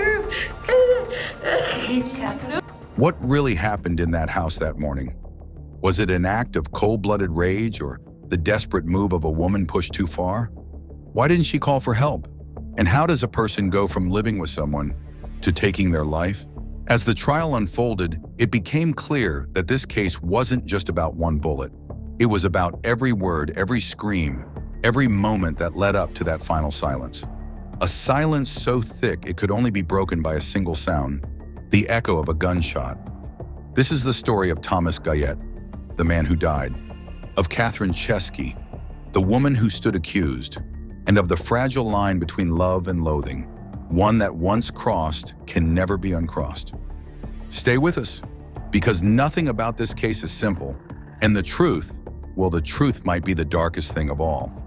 In every town, there are stories whispered behind curtains, relationships that seem strained, couples who argue too loudly, too often. On the surface, they're just another couple navigating the complexities of life. But behind closed doors, something darker brews. For Thomas Guyette and Catherine Chesky, their relationship was a slow descent into emotional chaos, marked by volatility, mistrust, and conflict that had been simmering long before that fatal February morning. Thomas A. Guyette, 71, had lived in Menasha, Wisconsin for many years. To most who knew him casually, he was quiet and kept to himself. He wasn't particularly social, but neither was he a recluse. He had a small circle and, by all accounts, lived a relatively low-key life. Age was catching up with him, but he still maintained a sense of independence and a sharp temper that neighbors occasionally overheard during his spats with Catherine. Catherine Ann Chesky, 55, had her own set of challenges. She had been legally blind for several years, something she often cited in moments of frustration or defense. She was unemployed and had a reputation for being emotionally volatile. Her relationship with Thomas was her primary anchor to the outside world, but that anchor seemed to drag rather than steady her. Friends and neighbors knew little about her life before she met Thomas, but what they saw after they started living together painted a troubling picture. The pair shared a residence on Chute Street in a modest 2-story home divided into units. Catherine and Thomas occupied the upper level. From the beginning, their cohabitation was marked by tension. Neighbors often reported raised voices, banging furniture, and arguments that echoed through the walls at all hours of the night. There were moments of quiet, yes, but they were always temporary. The underlying instability of their relationship never truly went away. Despite the turbulence, they stayed together. Whether out of necessity, codependence, or something else entirely, no one could say. There were no reports of physical violence serious enough to warrant arrests, but police had visited the residence multiple times over the years in response to domestic disturbance calls. Each time, the matter was either de-escalated or resolved without further incident. But each visit was another thread unraveling the frayed bond between them. By 2024, things seemed to have worsened. Catherine had become more withdrawn, and Thomas was increasingly irritable. The two had fallen into a toxic cycle of arguments, reconciliations, and silences that spoke louder than words. Friends and neighbors alike noticed that Catherine, once somewhat sociable, had become isolated.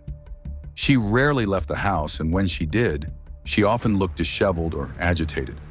Thomas, on the other hand, had become sharper in tone, his patience thinning, his temper flaring more easily. Financial strain may have also played a role. Both were living on limited means with no clear sign of outside income. The pressures of aging, illness, and isolation were weighing down on them, individually and as a couple. Catherine's legal blindness had become a defining feature of her defense later in court. Being legally blind, I can't fire a gun. I mean, there's no way I could ever aim and shoot and actually hit something. Let's go back. And if I did, I mean, it would be like on one shot. Better play the lottery then. But within the household, it may have contributed to growing frustration and dependency. What's striking is how familiar this scenario is to law enforcement and domestic violence advocates. A pattern of emotional escalation, the absence of meaningful intervention, and a slow decline into psychological warfare. Each argument chips away at the foundation of trust until there's nothing left but resentment and sometimes rage. The audio recording recovered and later presented in court revealed just how toxic their final hours were. While that recording would only come into public knowledge during the trial, it served as a chilling insight into a relationship that had deteriorated beyond repair. For nearly an hour, the two hurled accusations, insults, and emotional wounds at one another. It wasn't a single fight. It was a culmination of years of unresolved hostility compressed into one final explosion. Catherine and Thomas had no children together. There were no close family members living nearby. It was just the two of them, locked in a spiraling dance of codependency and animosity, trapped in a house that became both a home and a battleground. By the time the sun rose on February 24th, 2024, their story had already written its final chapter. But in order to understand how it ended, one must first understand how it began. Two people, both isolated, both struggling, clinging to each other not out of love, but because they had nowhere else to go. And in that house on Chute Street, that helplessness turned fatal. It was just after 5 a.m. on February 24th, 2024, when the tranquility of Chute Street in Menasha, Wisconsin, was pierced by a single sharp sound, a gunshot. It came from the upstairs unit of a modest home, but the woman inside didn't scream. She didn't flee. She didn't call for help. Instead, she sat on the couch, naked, wrapped in a blanket, surrounded by silence. It wasn't until a downstairs neighbor, alarmed by the argument that had preceded the shot, dialed 911 that authorities were even aware something had gone terribly wrong. When officers arrived, they were met with an unusual and deeply unsettling sight. The front door opened to reveal Catherine Chesky, disheveled and barely clothed, her demeanor calm, almost vacant. There was no panic in her voice, no visible distress. She told police no one had been shot. Her flat denial only deepened the confusion as officers stepped into the dimly lit apartment and began their search. What they found in the bedroom froze the scene in time. Thomas Guillet, 71, lay dead on the bed, a gunshot wound to his chest, the blood staining the sheets beneath him. The shot had been fired at close range, something the coroner's later report would confirm as a contact wound. There were no signs of a struggle, no overturned furniture, no defensive wounds, just a lifeless body and a woman who hadn't lifted a finger to help. And that was the first major red flag. No 911 call from Catherine. In the critical minutes following the shooting, she made no effort to seek emergency assistance, to render aid, or even to acknowledge what had happened. The gravity of that inaction weighed heavily in the minds of investigators from the start. As officers continued their sweep of the home, Catherine began to speak, offering explanations without being asked. She claimed the gun had gone off accidentally while she was trying to wrest it away from Thomas. Then she said maybe he had shot himself. Later, she insisted her legal blindness made it improbable that she could have even aimed a gun. But the gun was found near the scene, and forensic testing would eventually tell a different story. When detectives arrived to question her, the contradictions only grew. Catherine couldn't clearly explain where the gun had come from or how the shooting had occurred. Her statements were riddled with inconsistencies. In one version, she had the gun. In another, Thomas did.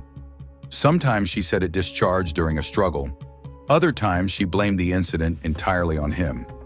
Her explanations changed as frequently as her tone. But one detail remained consistent. She never called for help. Crime scene technicians processed the room meticulously. The wound's location and angle ruled out suicide almost immediately. There was no stippling, no hesitation wound, no suggestion that Thomas had done this to himself. But the most damning discovery came during forensic analysis. Gunshot residue, GSR, was found on Catherine's hands. This scientific evidence stood in direct contradiction to her defense. If she truly hadn't fired the weapon, how had GSR ended up on her skin? And if she was as visually impaired as she claimed, how had she managed to shoot a man with such lethal precision from such a close distance? Adding to the complexity was the audio recording.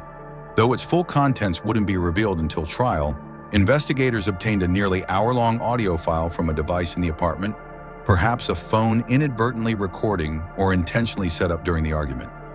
The recording captured the raw, aggressive exchange between Catherine and Thomas. It was a verbal war, heated, cruel, and emotionally charged. Catherine's voice was sharp, relentless. Thomas, too, fought back with scathing remarks. It was not a moment of passion. It was a culmination of rage. What had started as another argument between two people stuck in a cycle of resentment ended with a gunshot and a corpse in a bedroom. Catherine's emotional state post-shooting was as haunting as the act itself. Not frantic, not remorseful. Just still. In that moment, investigators weren't just trying to piece together a crime.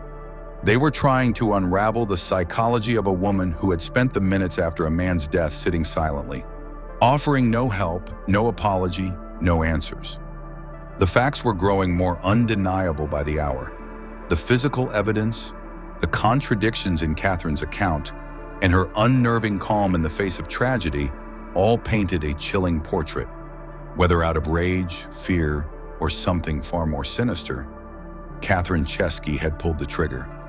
And the man she once shared a home and a life with was now reduced to a headline and a growing list of unanswered questions. With the crime scene secured and Thomas Guillet's lifeless body removed from the bedroom, the Menasha Police Department turned its attention to what would become a complex and psychologically layered investigation. From the outset, nothing about Catherine Chesky's behavior made sense. Her calm demeanor, the lack of a 911 call, the vague and shifting explanations, each of these details raised red flags. But police knew that gut feelings weren't enough. They needed evidence, concrete, irrefutable proof to explain what had happened in that apartment. The first piece of the puzzle came from Catherine herself. Almost immediately after the shooting, she began speaking to officers without being prompted. So He can't be because we're getting married. So it's very, like, that's why what you can tell us is very, very important about everything of how that happened, right? You guys are can't be dead. He can't be dead. He was my second shot at love. He can't be dead. Oh my God, no. No. Oh my God. Her stories were riddled with contradictions. She first claimed that she and Thomas had been arguing and that he had retrieved the gun himself. According to this version, she tried to take it from him and it discharged during the struggle. Then, in a different account, she suggested that perhaps Thomas had shot himself. Still later, she added that due to her legal blindness, she couldn't have aimed a gun well enough to hit anyone intentionally.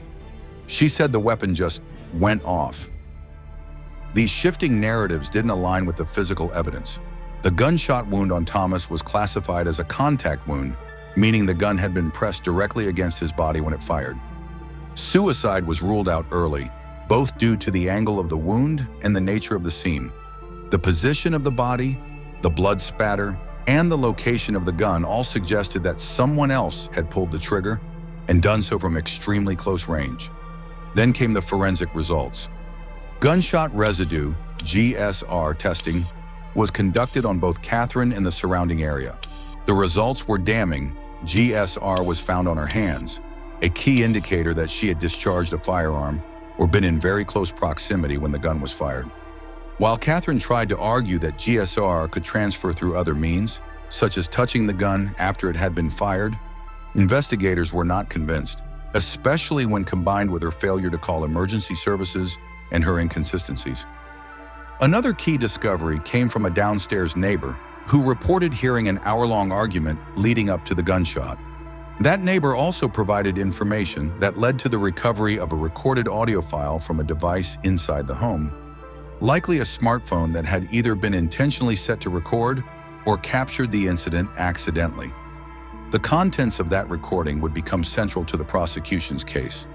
Though the full tape wasn't released to the public during the investigation phase, police reviewed it extensively.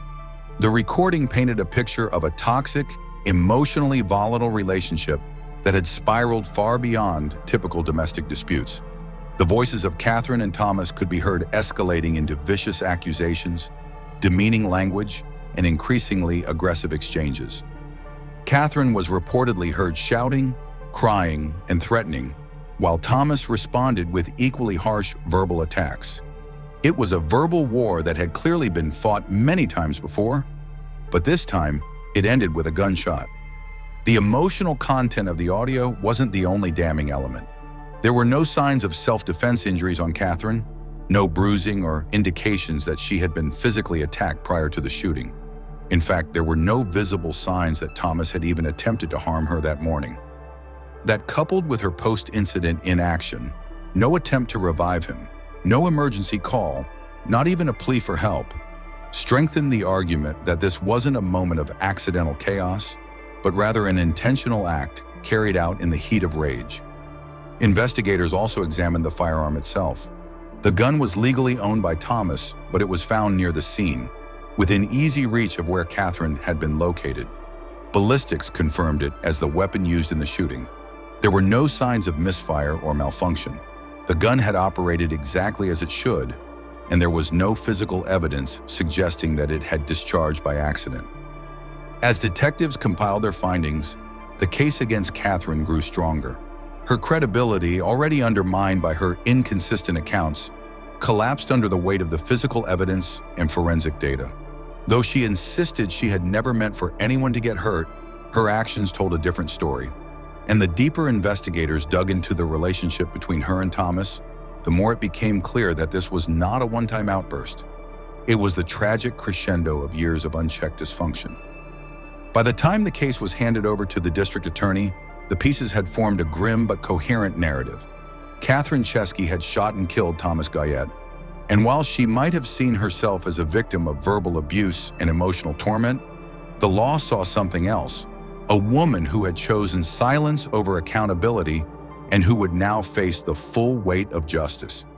By December 2024, nearly 10 months after the fatal shooting of Thomas Guyette, the case of Catherine Chesky entered the courtroom, dragging with it layers of emotional baggage, conflicting narratives, and a community still trying to understand how a relationship had spiraled into deadly violence.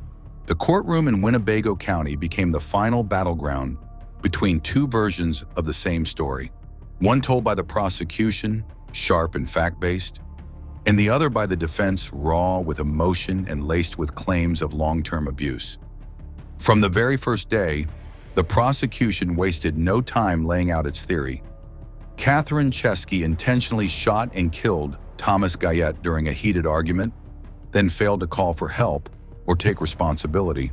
They framed her actions not as a momentary lapse or accident, but a massive overreaction, a deliberate decision made during an emotionally charged confrontation. Prosecutors walked the jury through the forensic evidence, highlighting the gunshot residue on Catherine's hands, the close contact nature of the wound, and, most damningly, her failure to call 911 after the shooting. They played the nearly hour-long audio recording of the argument leading up to the shooting. The courtroom fell silent as jurors listened to the chaos unfold in real time. The voices of Catherine and Thomas could be heard, sharp, bitter, and emotionally raw. The prosecution used this as a cornerstone of their argument. This wasn't an isolated incident. It was part of a pattern, and it ended with Catherine making a choice, a fatal one. One of the detectives testified that Catherine offered at least 4 different versions of what had happened that morning. Each one shifted responsibility or softened the facts, and none matched the forensic timeline. She said the gun went off during a struggle, the detective told the jury. Then she said Thomas shot himself. Later, she said she was legally blind and couldn't have hit a target, but the evidence says otherwise. To further discredit her claims, prosecutors introduced ballistics and forensic analysis, showing the trajectory and angle of the bullet, confirming it was not an accidental discharge, nor self-inflicted. The location of the gun, the lack of struggle marks on Catherine, and the complete absence of any CPR attempts or emergency calls all painted a chilling picture. To the state, this wasn't just murder, it was intentional, cold, and calculated. But the defense had its own strategy. They didn't deny that Catherine had fired the shot. Instead, they attempted to reframe the context. Catherine was a woman pushed to the brink by years of verbal and emotional abuse. They painted Thomas as a man who, though never criminally charged, had been relentlessly cruel, demeaning, and psychologically controlling. Her legal blindness, they argued, left her vulnerable and dependent, and in a moment of panic, she reacted not out of malice, but desperation. Defense attorneys replayed parts of the same audio recording, urging the jury to listen not just to what was said, but how it was said. Catherine's voice trembled, cracked with emotion. Thomas, at times, was heard berating her, dismissing her, fueling the volatile atmosphere. She was terrified, her lawyer told the jury. This wasn't premeditated, it was survival. They brought in a psychologist who testified that Catherine may have suffered from a form of battered woman syndrome, a controversial but occasionally accepted defense in domestic homicide cases. The doctor explained how chronic emotional abuse can erode judgment, trigger hyperreactivity, and create a distorted sense of reality during moments of extreme stress. Still, the prosecution responded forcefully. If she was terrified, why didn't she call for help afterward? The district attorney asked. Why didn't she try to save him? Why sit on the couch, silent, while a man lay dying in the next room? The question lingered, unanswered. Catherine did not take the stand. Her defense team feared that under cross-examination, her conflicting stories and calm demeanor might work against her. Instead, they let the arguments and testimony speak for her. But in the end, the jury wasn't swayed. After less than 2 days of deliberation, the verdict came in, guilty of first-degree intentional homicide. As the sentence was read, Catherine showed little emotion, just a slight nod, as if she had already accepted her fate. The courtroom remained still, the weight of the decision heavy in the air. The woman who once shared a home with Thomas Guyette would now spend decades behind bars for his murder. The case wasn't over yet. There would be motions, an appeal, and a restitution hearing still to come. But the trial had delivered its final judgment. The truth, the jury decided, was simple. Catherine Chesky pulled the trigger, and for that, she would pay the ultimate legal price. The conviction of Catherine Chesky brought a sense of closure, but it also left behind an unsettling silence in the community of Menasha. On February 18, 2025, Nearly a year after the murder of 71-year-old Thomas Guyette, Catherine stood before the court to hear her sentence. Life in prison with the possibility of parole after 30 years. She was 55 at the time. The courtroom remained still as the judge delivered the sentence, denying the defense's request to stay the judgment while they pursued an appeal. It was a clear and final declaration. This was no accident, no momentary loss of control. It was murder. The judge highlighted not just the act itself, but Catherine's chilling lack of response afterward. The fact that she never called 911, never tried to help, never expressed remorse. Her silence had spoken louder than any defense could muster. The prosecution reminded the court of the audio recording, the gunshot residue, and her many conflicting statements, all pointing to deliberate intent. For those who knew the couple, the sentence was heavy but necessary. Neighbors had heard their arguments for years but never imagined it would come to this. In a house where shouting had once been routine, now there was only the echo of what had been lost. A restitution hearing was scheduled for March 4th, 2025, though no monetary figure could ever compensate for the life that was taken. There was no large public outcry, no national attention. But for a small community, the lesson struck deep. Domestic abuse isn't always visible. Sometimes it hides in routine arguments, in emotional scars, in the slow erosion of peace. Catherine Chesky now faces the reality of spending the rest of her life behind bars. And while the law has spoken, the emotional wreckage left behind will linger for far longer than any sentence ever could. Catherine Chesky didn't just pull the trigger. She sat in silence afterward, wrapped in a blanket, while Thomas lay dead just steps away. No cries for help, no panic, only cold stillness. And that eerie stillness may haunt those who followed the case more than the violence itself. This wasn't a story of a sudden breakdown or a one-time mistake. It was a crescendo of unresolved conflict, dependence, and bitterness. The emotional abuse Catherine claimed to endure may have been real. The dysfunction between them may have been mutual. But the court determined that none of it justified ending a man's life. Now she serves a life sentence in a state facility where her world has shrunk to a cell and routine.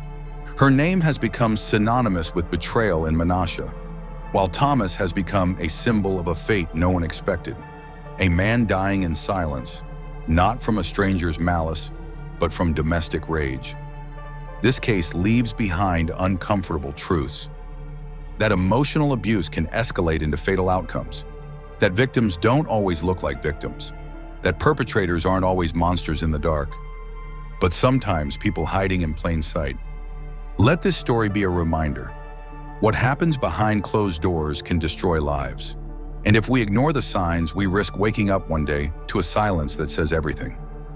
If you found this story insightful, disturbing, or thought-provoking, like, share, and subscribe for more true crime stories that uncover the unsettling truths we too often overlook.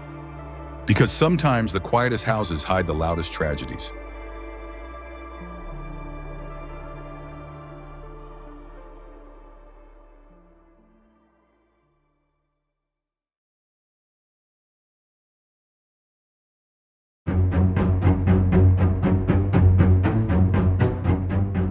Appeals court upholds Cedar Rapids man's 3 convictions for killing his family. Someone broke into our house. Our address is 4414 Oak Leaf Court, Northeast. I've been shot. My other family member's been shot. I need help immediately. Police dispatch that though. We got a Thorn sheriff. How's this down here? Hey, who are you? Dad. It's your dad? What happened? What happened? There. He came down.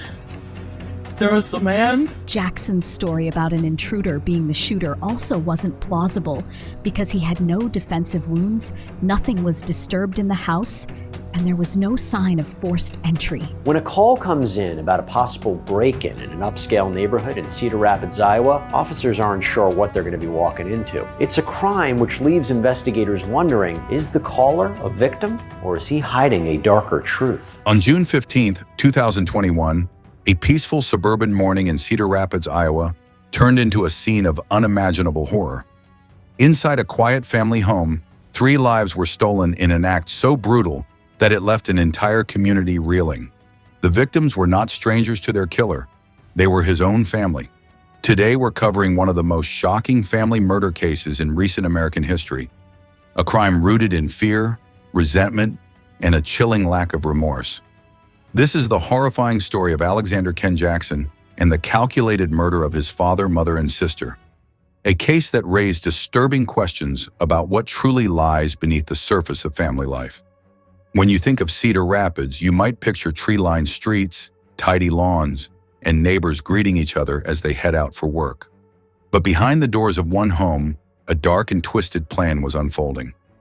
On that June morning, 20-year-old Alexander picked up his family's rifle and unleashed violence that detectives would later describe as both methodical and merciless. What could drive a son to commit such an unthinkable act? Was it desperation, fear, or something far more sinister within his mind? As the investigation unfolded, police uncovered evidence that painted a picture of a young man spiraling under the weight of expectations and failures. A spiral that would end in the brutal execution of his own family. If you're drawn to true crime stories like this, make sure to keep watching as we dive into the twisted story of Alexander Ken Jackson. A case that proves sometimes the most dangerous people are the ones who live right under your roof. The Jackson family seemed like any other middle-class household in Cedar Rapids, Iowa. Their home at 4414 Oak Leaf Court sat at the end of a peaceful cul-de-sac, its front yard neatly trimmed and windows adorned with seasonal wreaths. Neighbors often described them as quiet but kind, a family that mostly kept to themselves, but always offered a smile in passing. At the head of the household was Jan Jackson, a 61-year-old retired systems analyst who spent decades working in the IT sector. Melissa Jackson, his 68-year-old wife, worked part-time at a local church, volunteering as an administrative assistant. She was known for her gentle nature, often bringing homemade cookies for parish meetings and checking in on elderly neighbors.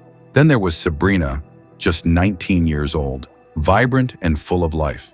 She had recently graduated high school and was taking time to decide her career path. And finally, there was Alexander, known as Alex to his friends, a tall, soft-spoken 20-year-old with an unassuming presence. He was enrolled at the University of Iowa, though his academic performance had been faltering. Records revealed he was struggling in multiple courses and at risk of failing out. He spent much of his time at home, rarely socializing on campus, and friends noted he seemed overwhelmed by academic demands. Alexander's relationship with his father was strained. Jan's disciplined and firm parenting clashed with Alexander's passive and hesitant nature. In quiet moments, he confided in friends about feeling the pressure of expectations he felt he could never meet. Financially, Alexander was entirely dependent on his parents.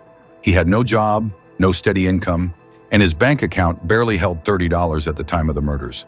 Investigators later revealed that Alexander often expressed anxiety about his future. He feared his father would soon force him to get a job or move out of the house, something that terrified him beyond words. I know more about body. Does he get along with it? Like, you know, with you. The wiring that sounds we drop. So we drop. Well, but in body, well, let's shoot you. If I'm going to pay for half of your college, you're going to get a job. If you're going to pay for the other half, you're not showing any effort. You haven't shown a drop of effort to go get a job. Former classmates described him as quiet, polite, and almost invisible in group discussions. Professors remembered him as a student who turned in assignments late or incomplete, but never caused disruptions. He was the type of person easily overlooked in a crowded hallway, someone who drifted by without making an impression. It was this very nature, unassuming and soft-spoken, that made the events of June 15th all the more shocking. At 8:23 a.m., the routine silence shattered with a desperate 911 call. The voice on the other end was shaky, cracking under the weight of fear or pain, or perhaps both. It was Alexander. Someone broke into our house. Our address is 4414 Oak Leaf Court, Northeast. I've been shot. My other family member's been shot. I need help immediately. Okay, I'm getting Cedar Rapids on the line here. I've been shot in the foot. Okay, sir, stay on the line. Stay with me. answering. Give them the address right away. 911, what's the address of the emergency? 4414 Oakleaf Court, Northeast. Okay, what's going on? There's someone broke in. Okay. I've been shot. You've been shot? My dad was shot. Okay, hold on just a second. Are they still there? No, they left. They left? Did they come inside the house? Yeah. Okay, where were you shot at? Downstairs. No, on your body. On your body, where have you been shot? Foot. I'm sorry, where? Left foot. In your Left foot? foot. Okay, how old are you? 20? How old are you? 20. 20, okay. I've got help coming. Just stay on the line with me, okay? His words tumbled out between sharp breaths as he clutched his bleeding foot. The dispatcher kept him on the line, asking question after question in an attempt to keep him conscious and gather details for responding officers. Could you tell if it was a man or a woman? Man. A man. Could you tell if they were white, black, Hispanic? That's okay if you don't know. Just stay on the line with me, okay? What's your first name? I'm Alex. Alex, is that help coming, okay? Just stay on the line with me and don't hang up, okay? The number I have is I think I spooked. You think what? I'm not wrong. You're doing just fine, Alex. Just stay on the line with me. What do you think happened?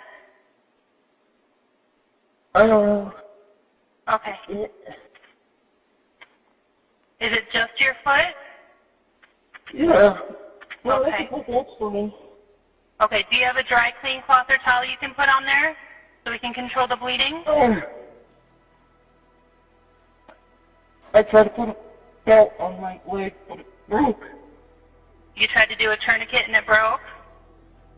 Yeah. Okay, do you have a cloth or a towel, a shirt, anything that's clean and dry? I can go get one. Okay, if you can get one. Within minutes, Cedar Rapids police arrived at 4414 Oakleaf Court. Body cam footage later shown in court captured the tense atmosphere. Officers approached cautiously, weapons drawn, scanning the driveway and side yards for any sign of the reported intruder. The front door was unlocked. As they stepped inside, the stillness was unnerving. There were no signs of a struggle, no overturned furniture, no shattered glass. The home remained eerily pristine, disturbed only by the faint sounds of Alexander's cries from deeper within. They found him sitting on the hallway floor, dressed in shorts and a t-shirt, his right foot smeared with blood. His face was pale, eyes darting frantically between officers. Multiple victims. One has a gunshot wound, the other is wounded in the leg. Who's this down here? Hey, who are you? My dad. Is that your dad? What happened? He came down. There was a man. Who shot your Who else is here? My sister. She's back? Yeah, she's in her room. Is she okay? I think so. Officers quickly secured him, ensuring there was no immediate threat before tending to his injury. But even as they applied pressure to his wound, their eyes scanned the surroundings with growing unease. Moving further into the home, officers discovered Jan Jackson's body first. He lay motionless near his recliner, pools of blood soaking into the carpet beneath him. Multiple gunshot wounds riddled his chest and torso, suggesting he never stood a chance to react. The scene was disturbingly clean, aside from the splatter of violence that ended his life. Officers continued upstairs, calling out in hopes of finding survivors. The silence that greeted them was suffocating. In the master bedroom, they found Melissa Jackson. She lay across her bed, her body twisted unnaturally. Looks like a master bedroom. Fourth victim. That could be the wife. Yep. 692, we have a fourth victim, upstairs bedroom. She had been shot multiple times, leaving no possibility of survival.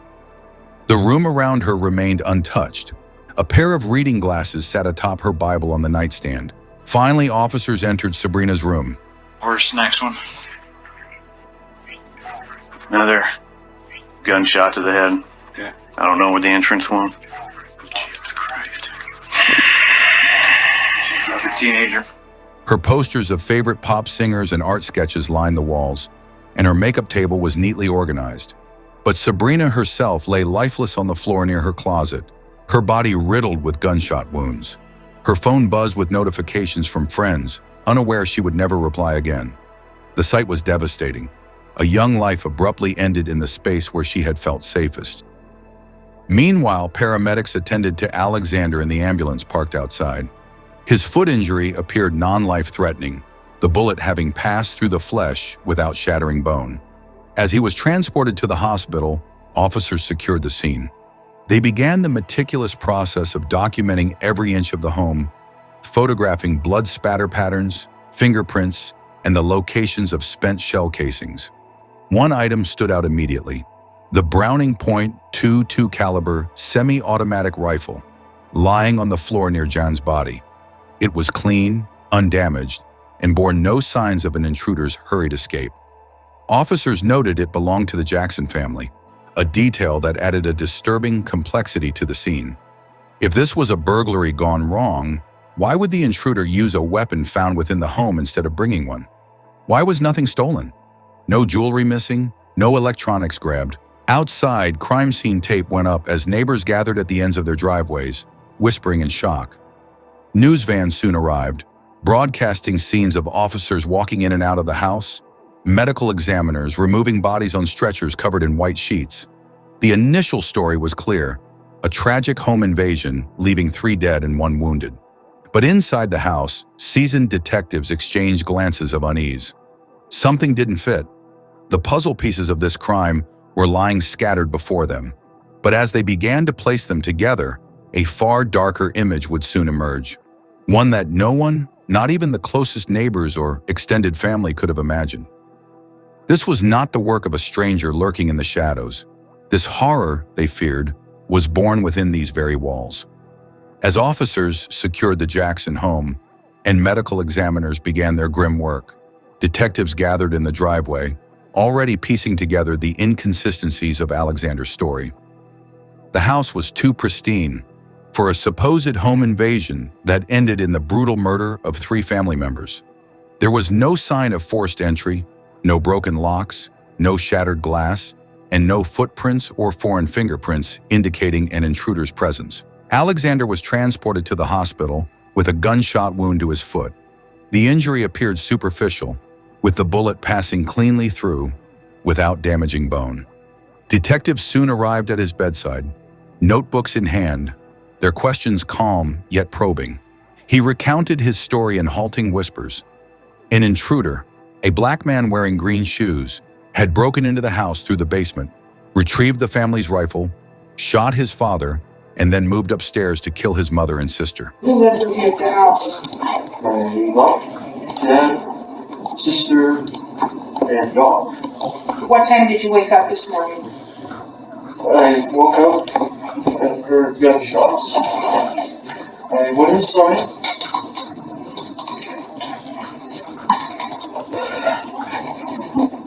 You take your time, Daddy. He's taller than me, I think. I don't know where he was there. I heard him downstairs, so I went downstairs. He was messing with my dad's gun. Did he have a mask on? Oh yeah, one of those ski masks or whatever. Did you see his hair? No. What about his shoes? I think they're green. But as he spoke, his eyes remained downcast, avoiding the detective's unwavering gazes.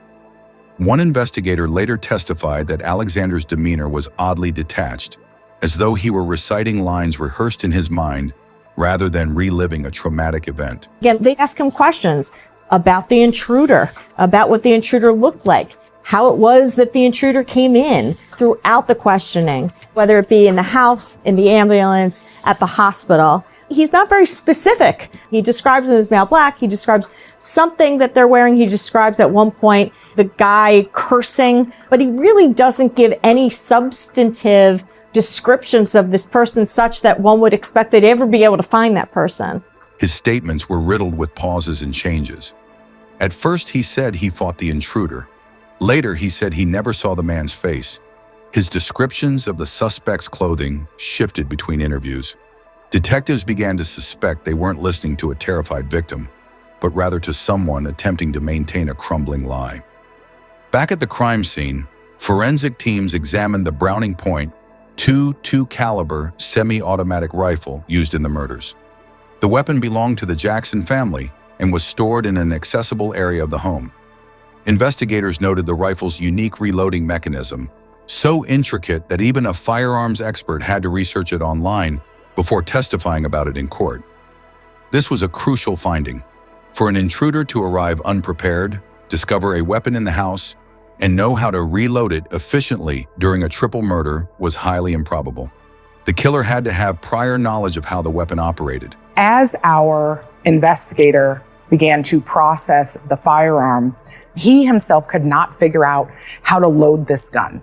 Trained law enforcement weapon processor had to watch a YouTube video of this specific model of firearm to figure out how to load it. Not only did this phantom burglar come into the Jackson home to hurt people without a weapon, but he used a weapon that just happened to be laying out on the fireplace mantle and figured out how to load it and then reload it during this killing spree. Latent fingerprint analysis yielded further damning evidence. Alexander's palm prints were found on the rifle, in positions consistent with loading and firing. While his prints being on a family weapon was not suspicious in itself, their placement, combined with the absence of any other usable prints, undermined his story. Furthermore, blood spatter analysis on Alexander's shorts indicated backspatter patterns consistent with firing the weapon at close range, suggesting he was present at the time of the shootings in a way that contradicted his victim narrative. Investigators also reviewed surveillance footage from the family home and neighboring properties. No unknown individuals were captured entering or exiting during the time frame of the murders. There were no tire tracks, footprints, or evidence of anyone fleeing on foot or by vehicle. The supposed intruder vanished without a trace, an impossibility in the eyes of seasoned detectives. Do you want our report to reflect that there was a guy in your house that there's no evidence of? Well, yeah, of course there's a guy in my house. Listen to me. Do you want us to write down in the report that there was a guy in your house, that there's no video of him ever showing up or leaving? Do you want us to put that down, or do you want to give us some sort of an explanation that makes sense? I want like on the phone. Adding to their suspicions, Alexander's phone records painted a troubling psychological portrait. His search history revealed late-night queries about self-defense shootings, home invasions, and the legal ramifications of murder. This, coupled with his academic failures and fear of eviction, suggested mounting desperation. During questioning, Alexander admitted to detectives that he was terrified of his father forcing him to move out. How does your dad feel about your choices or life choices? No, I guess he wants me to support zero with him. Have you ever had any problems with him? Like serious problems with him? Like judging your life or choices? He's proud of me. Yeah, how about now? Yeah. Same? Sister? I guess. Alex said that his dad had threatened to kick him out or told him he would have to move out if he didn't get a job because he had been going to college, but he dropped out. It was a confession devoid of emotion, delivered in the same flat tone as his earlier story of the intruder. On June 16th, just one day after the murders, detectives called Alexander back for a formal interview. This time, their questions were sharper, their tone more assertive. They confronted him with the forensic evidence, his palm prints, the reloading mechanism knowledge, the absence of forced entry, the undisturbed home. You told us where you were at on that thing.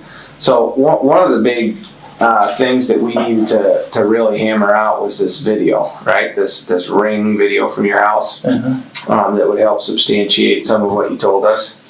And I talked to my guy Jeff. He does all the forensic or digital forensic type stuff, phones and computers and cameras and things like that for us. Good news, he did a search warrant for the ring and got it back.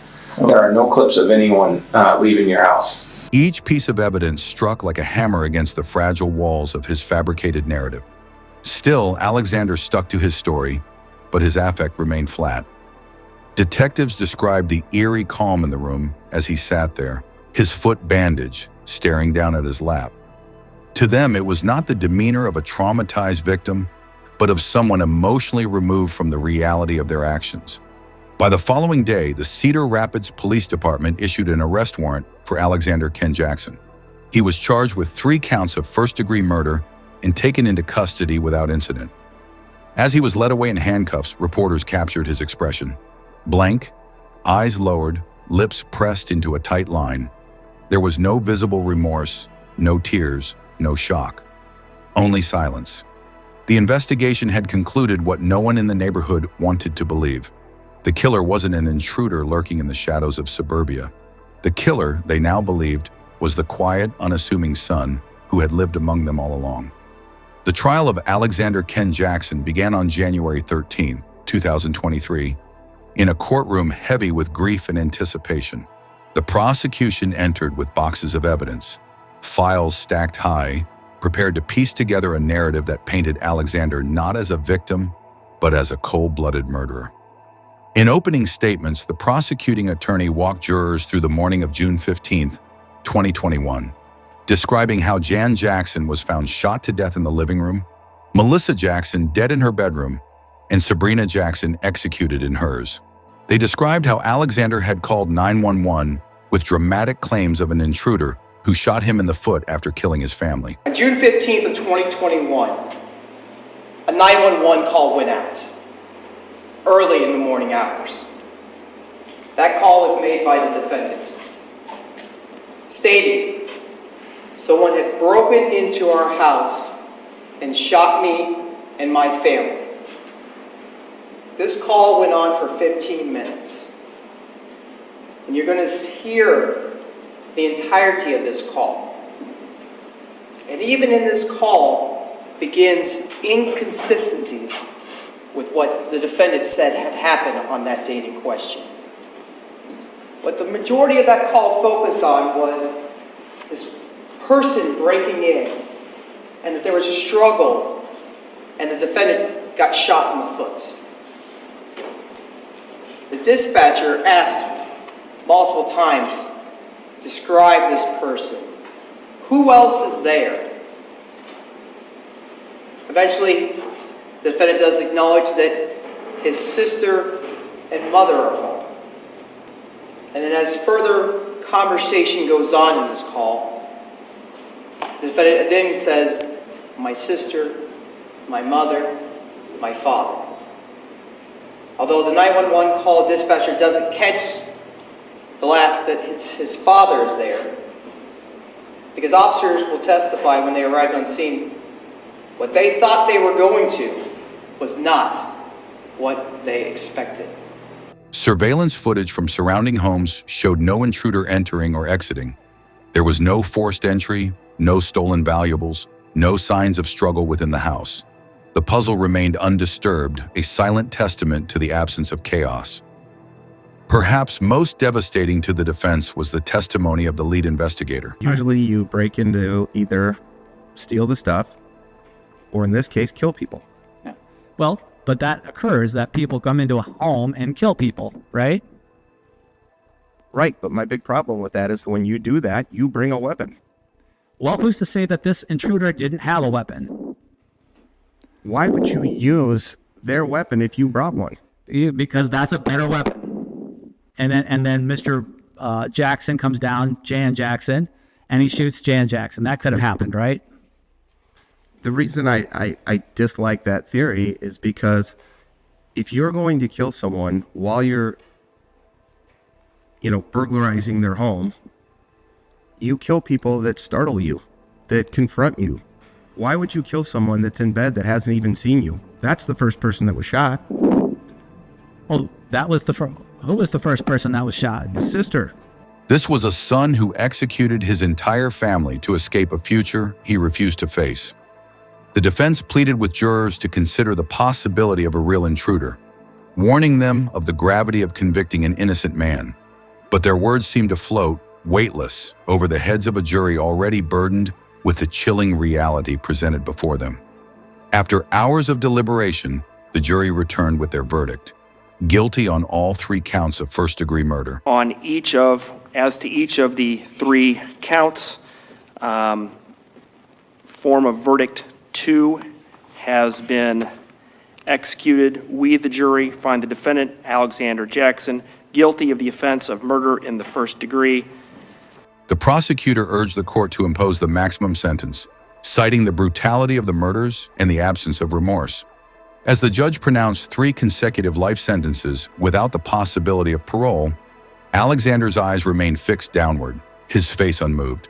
In that moment, it became painfully clear to many that the young man before them was no longer just a son or a student. He was now forever branded as a murderer of his own family. Outside the courthouse, cameras captured the emotional statements of extended family members. Alex wanted everyone to think that he was the victim in this case, and we're very glad today that that was proven to not be true. Another spoke of the enduring grief, describing how the Jackson family home now stood empty, a haunting reminder of shattered lives within quiet suburban walls. For the Cedar Rapids community, the murders became an unsettling landmark in local history. Neighbors found themselves looking differently at those around them, wondering how such rage and violence could be hidden behind polite smiles and mowed lawns. Some described feelings of guilt, how they never saw signs, how Alexander always seemed so quiet and polite. If he was capable of this, one neighbor said, then what are we missing in others around us? The University of Iowa quietly removed Alexander's student records from public listings, while professors who had taught him spoke privately about his withdrawn demeanor and academic struggles. Some wondered if intervention, academic counseling, mental health support, might have changed the course of events. But others believed his actions were far beyond the scope of institutional help, rooted in something far darker within his psyche. In the legal world, the case became a reference point for motive analysis in familial homicides. Prosecutors across the state noted how fear of independence, academic failure, and perceived parental pressure could combine into a volatile psychological cocktail. Law enforcement training sessions reviewed the investigation as an example of how initial victim narratives can obscure deeper truths, highlighting the importance of forensic consistency over emotional testimony. Meanwhile, appeals were filed by Alexander's legal team. On January 9, 2025, the Iowa Court of Appeals upheld his convictions, rejecting claims of improper evidence handling and unfair trial processes. The court opinion reaffirmed what prosecutors argued from the beginning. The overwhelming forensic evidence, paired with motive and behavioral inconsistencies, justified the jury's decision beyond reasonable doubt. For Melissa and Jan's extended family, however, legal conclusions did little to mend the wounds left behind. Their house, once filled with the sounds of television shows, puzzle pieces clicking into place, and quiet evening conversations, now stood silent, listed for sale by relatives who could not bear to step inside. Neighbors reported seeing lights on inside at night in the weeks following the murders, as investigators worked through evidence and crime scene reconstruction. After the house was cleared, those lights never flickered on again. Sabrina's friends held a candlelight vigil in her honor near the university campus she never got to attend. They spoke of her kindness, her artistic dreams, and how her life had only just begun. Her room remained untouched for months after her death, her makeup brushes still arranged by color, her phone forever silent. In the end, the Jackson family murders left behind an unsettling legacy, a reminder that evil does not always lurk outside in the shadows, but can grow quietly within, unnoticed until it erupts with irreparable consequences. Alexander now spends his days behind bars at the Iowa State Penitentiary, serving 3 life sentences in an environment stripped of comfort, freedom, and family, the very things he destroyed in a desperate bid to keep them. The case of Alexander Ken Jackson forces us to confront a chilling truth about human nature. Sometimes the greatest threats to our safety do not come from strangers lurking in the dark, but from those we trust the most, those who sit beside us at the dinner table and share our last goodnight words. How could a son who lived under his parents' roof for 2 decades turn on them with such calculated violence? Psychologists and criminal behavior analysts examined the case closely. Many noted that Alexander's motive, though seemingly trivial to outsiders, carried devastating psychological weight for him. Fear of losing his safety net, coupled with academic failures and social withdrawal, pushed him into a mental corner. But even with these stressors, most people would seek help, speak to family, or struggle silently rather than resort to bloodshed. What led Alexander down a path of irreversible destruction remains a question without a clear answer. His lack of emotion throughout the trial and after sentencing was unsettling to many. During interviews, detectives described how he spoke of his family's deaths with the same flat tone one might use to recite grocery items. No tears fell when he learned his father, mother, and sister were dead. There was no visible anger at the supposed intruder he blamed. For prosecutors, this emotional void became a silent testimony of guilt, a chilling indicator that he never truly viewed them as loved ones, but rather as obstacles to his comfort and freedom. The house at 4414 Oakleaf Court stands as a somber reminder of the tragedy. It was eventually sold, its walls repainted and rooms refurnished, but the darkness of that morning will always linger there in ways only its walls can remember. Neighbors still walk past it with unease, recalling the crime scene tape that once wrapped around its porch pillars, the flashing lights, and the quiet procession of body bags carried out one by one. For the families left behind, there are no answers sufficient to soothe their grief. John's colleagues remembered him as diligent and fair-minded. Melissa's church community spoke of her generosity and calm presence. Sabrina's friends still post photos with captions about missing her laughter, her sketches, her presence during late-night calls. Their lives ended abruptly in a place meant to keep them safe. Their legacy now lives on in memories, memorials, and the silent prayers of those who loved them. Alexander, now serving his 3 consecutive life sentences without the possibility of parole, spends his days in a cell far removed from the comforts of his childhood home. Gone are the familiar creaks of the staircase, the scent of his mother's cooking, the quiet hours spent scrolling through his phone under the same roof as his family. Instead, his life is now reduced to cold cement walls, routine head counts, and the reality that he alone destroyed the only support system he ever knew, leaving behind a trail of grief that no prison sentence can ever erase. If you found this story disturbing, let us know your thoughts in the comments below. Do you think Alexander's sentence was justified, or do you believe something deeper drove him to this horrific decision? Don't forget to like, share, and subscribe to our channel for more true crime stories that reveal the darkest corners of the human mind.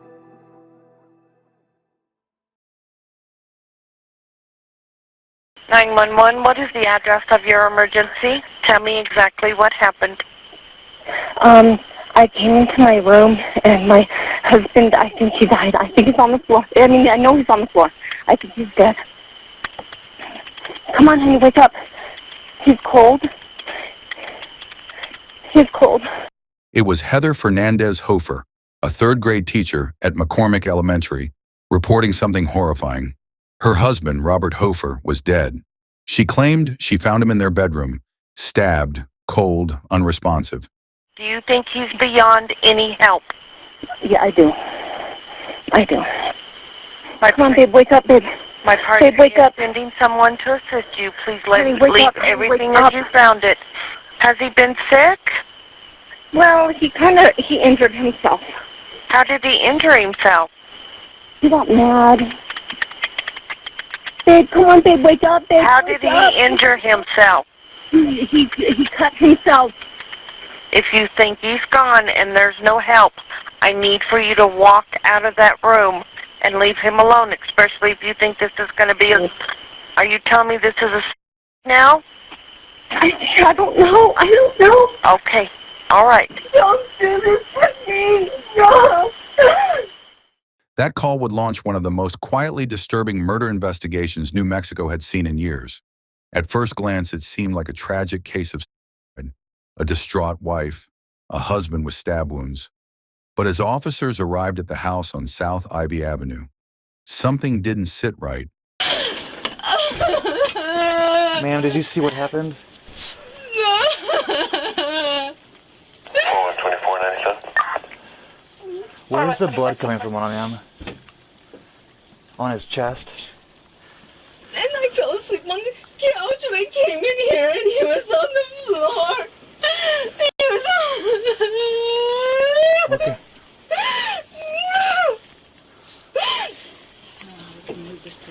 Can you watch out? I was going to check his pulse. He's cold. He's cold? Oh, When did you last see him? about 3. And I came in just now. And I guess he'd gotten his razor out. I don't know what he did. I don't know. Do you know what he cut himself with? He said one of the steak knives, but I couldn't have. Okay, let's not go reaching around. I just don't want you to get cut, ma'am, in case it's sitting around here. Say again? I don't want you reaching around just in case you get cut, okay? Was he suicidal? Not that I know of. Was he laying here in bed and you moved him over up the ground? And when I got up, Her calm demeanor and disconnected details raised immediate red flags. Heather claimed she went to bed that night while Robert was still alive. She said she found him the next morning, stabbed and lifeless, and that he must have done it to himself. Nothing's done. We don't know. Nobody calls an ambulance. Nobody follows up and says there should be something. Even if, at the very least, ma'am, you got to look at this. I understand. I know. I failed. I failed, I'm not and I saying know that. that. I'm not saying that anybody failed. I'm just saying that. It looks messed up. Yeah, he. I understand. Please know I understand. Even if these injuries, and we don't know the extent of these injuries. Maybe these injuries are superficial. I don't know. But even if those injuries are superficial, at the very least, it's a cry for help if he did this to himself, right? Do you know if it was in here where he ended up possibly hurting himself, or what had happened exactly, Heather? Yeah. Well, we were going to bed, and he was like, "It hurts. It hurts." And I put him in bed, and Is there any cut marks on him at that time? I didn't notice any at that time, and then I went a little later, and he's like, "It hurts." There was blood on his. I was like, of course, I said dirty words. I have some major concerns with that. I have some major concerns that you cleaned him up and took that shirt off and cleaned him up, then leave him that time again too. That would have been the perfect time to call someone. I know. I told you. I know. Okay. What did you do? Did this happen whenever you were moving him on your shirt? You have some of this. Some blood. I'm sure it happened when I moved him. Or when I took it off of him and I cleaned it up. He was wearing a shirt. Again, I can't find it. He was wearing a shirt and a jacket.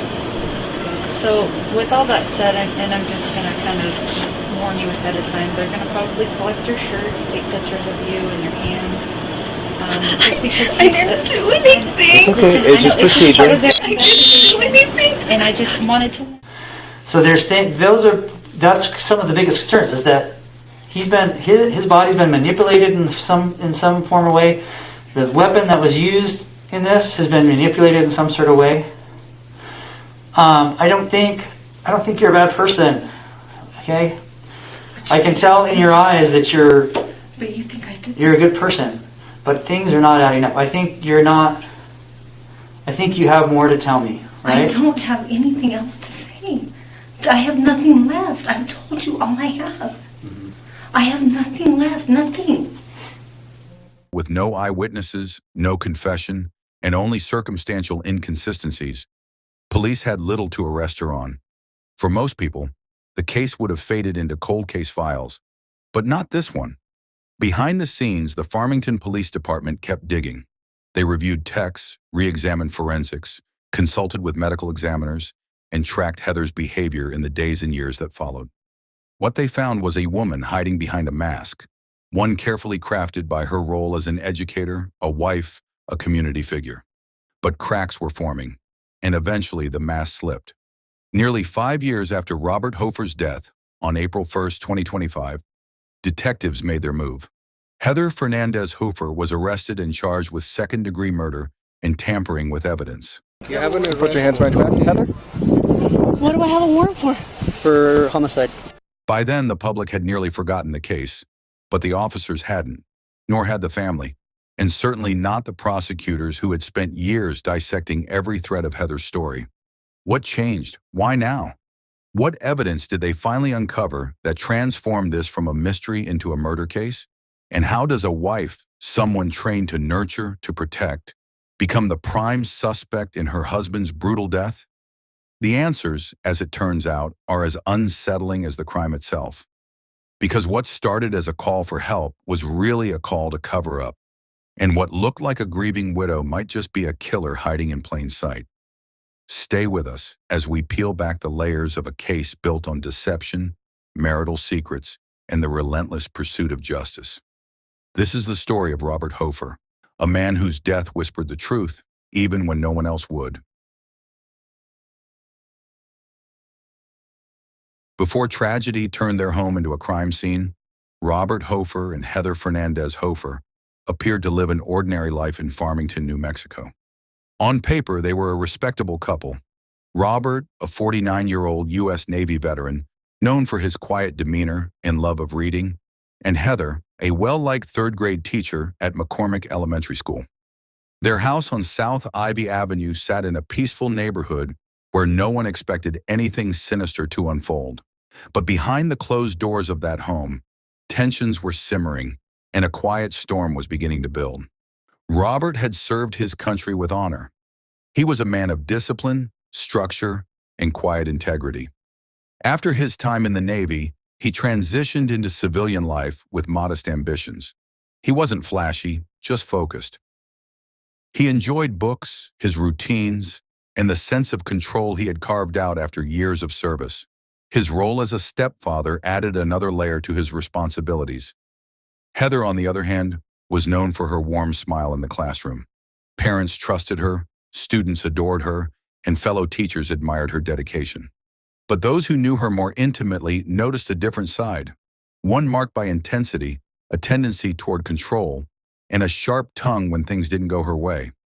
To outsiders, the couple seemed solid. But as with many relationships, the truth was far more complicated. According to investigators, cracks in their marriage began to surface well before that fatal night in 2020. Text messages between the two told a story of resentment, emotional distance, and unresolved conflict. There were frequent arguments about money, bills, responsibilities, and what each of them was contributing to the household. These weren't just petty fights. They pointed to a deep, growing divide between two people who had stopped communicating with trust. But it wasn't only about money. A particularly demeaning thread of messages revealed Heather mocking Robert for a humiliating moment, an incident involving bedwetting. Rather than offering compassion, she turned it into a weapon, ridiculing him and adding emotional salt to a private wound. These small, almost forgettable interactions, when added together, painted a picture of a strained marriage laced with humiliation and emotional manipulation. Meanwhile, Heather continued to maintain her image as the friendly teacher, a role she played effortlessly in public. No one at her school suspected that anything in her home life might be unraveling, but investigators would later describe her personality as high-functioning and image-conscious, noting how she compartmentalized her life, presenting one version of herself to the world and another behind closed doors. The day before Robert was found dead, nothing seemed out of the ordinary, at least not publicly. There was no domestic disturbance call, no neighbors heard shouting, and no one expected what was coming. But the toxic dynamics between them had reached a breaking point. Whether Heather had planned something or snapped in the heat of the moment remains a key question in the case. But what is clear now is that the seeds of this tragedy had been planted long before the stabbing. In retrospect, the signs were all there: emotional volatility, unresolved tension, and a relationship fractured beyond repair. Yet no one intervened. No one thought to look deeper. And perhaps that's what makes this case so haunting. It wasn't a crime of sudden chaos.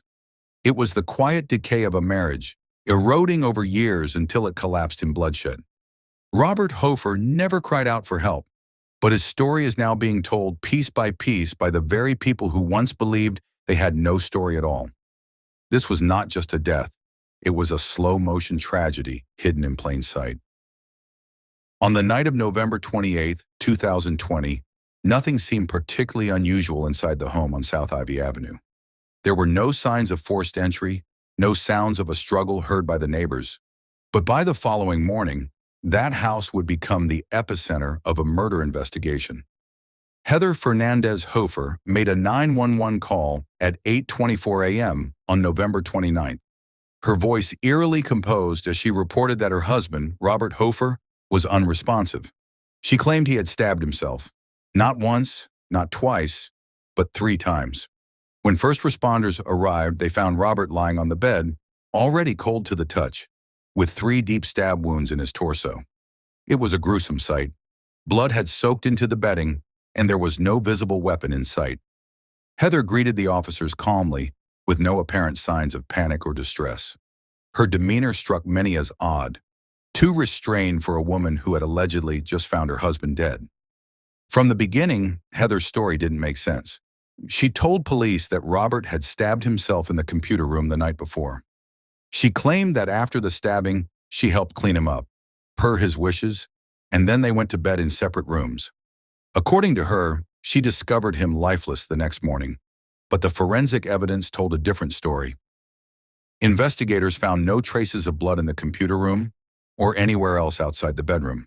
No blood trail, no cleanup supplies, just Robert's body in the bed and the clear evidence that he had likely died there. Even more baffling, the 3 stab wounds were severe and deep, making it improbable they were self-inflicted. The angles and depth were inconsistent with suicide, and medical examiners would later testify that the wounds resembled those made in an attack, not an act of self-harm. Moreover, there was no knife found near the body. For someone who had allegedly stabbed themselves, the weapon had mysteriously vanished. As police continued questioning Heather, the inconsistencies piled up. Her timeline was jumbled. She struggled to explain what she had done during the critical hours between when Robert was allegedly stabbed and when she made the 911 call. At one point, she suggested Robert had been awake and refused medical attention. At another, she implied she had left him alone, unsure of what he was doing. Her narrative shifted subtly but frequently, raising more suspicion with each retelling. Investigators searched the home thoroughly. They discovered several blood-stained items that had been cleaned and stashed away, further suggesting tampering. But the most significant breakthrough came from digital evidence. Text messages between Robert and Heather from the days leading up to his death showed growing hostility. They argued about finances, trust issues, and resentment. One particularly chilling message from Robert read, "You scare me sometimes." Another showed Heather mocking him after an embarrassing bedwetting incident, which had clearly humiliated him and sparked a bitter fight. Despite the troubling evidence, the case stalled.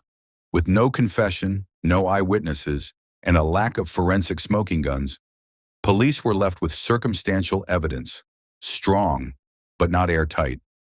Heather remained free, returning to her teaching job and maintaining a facade of normalcy.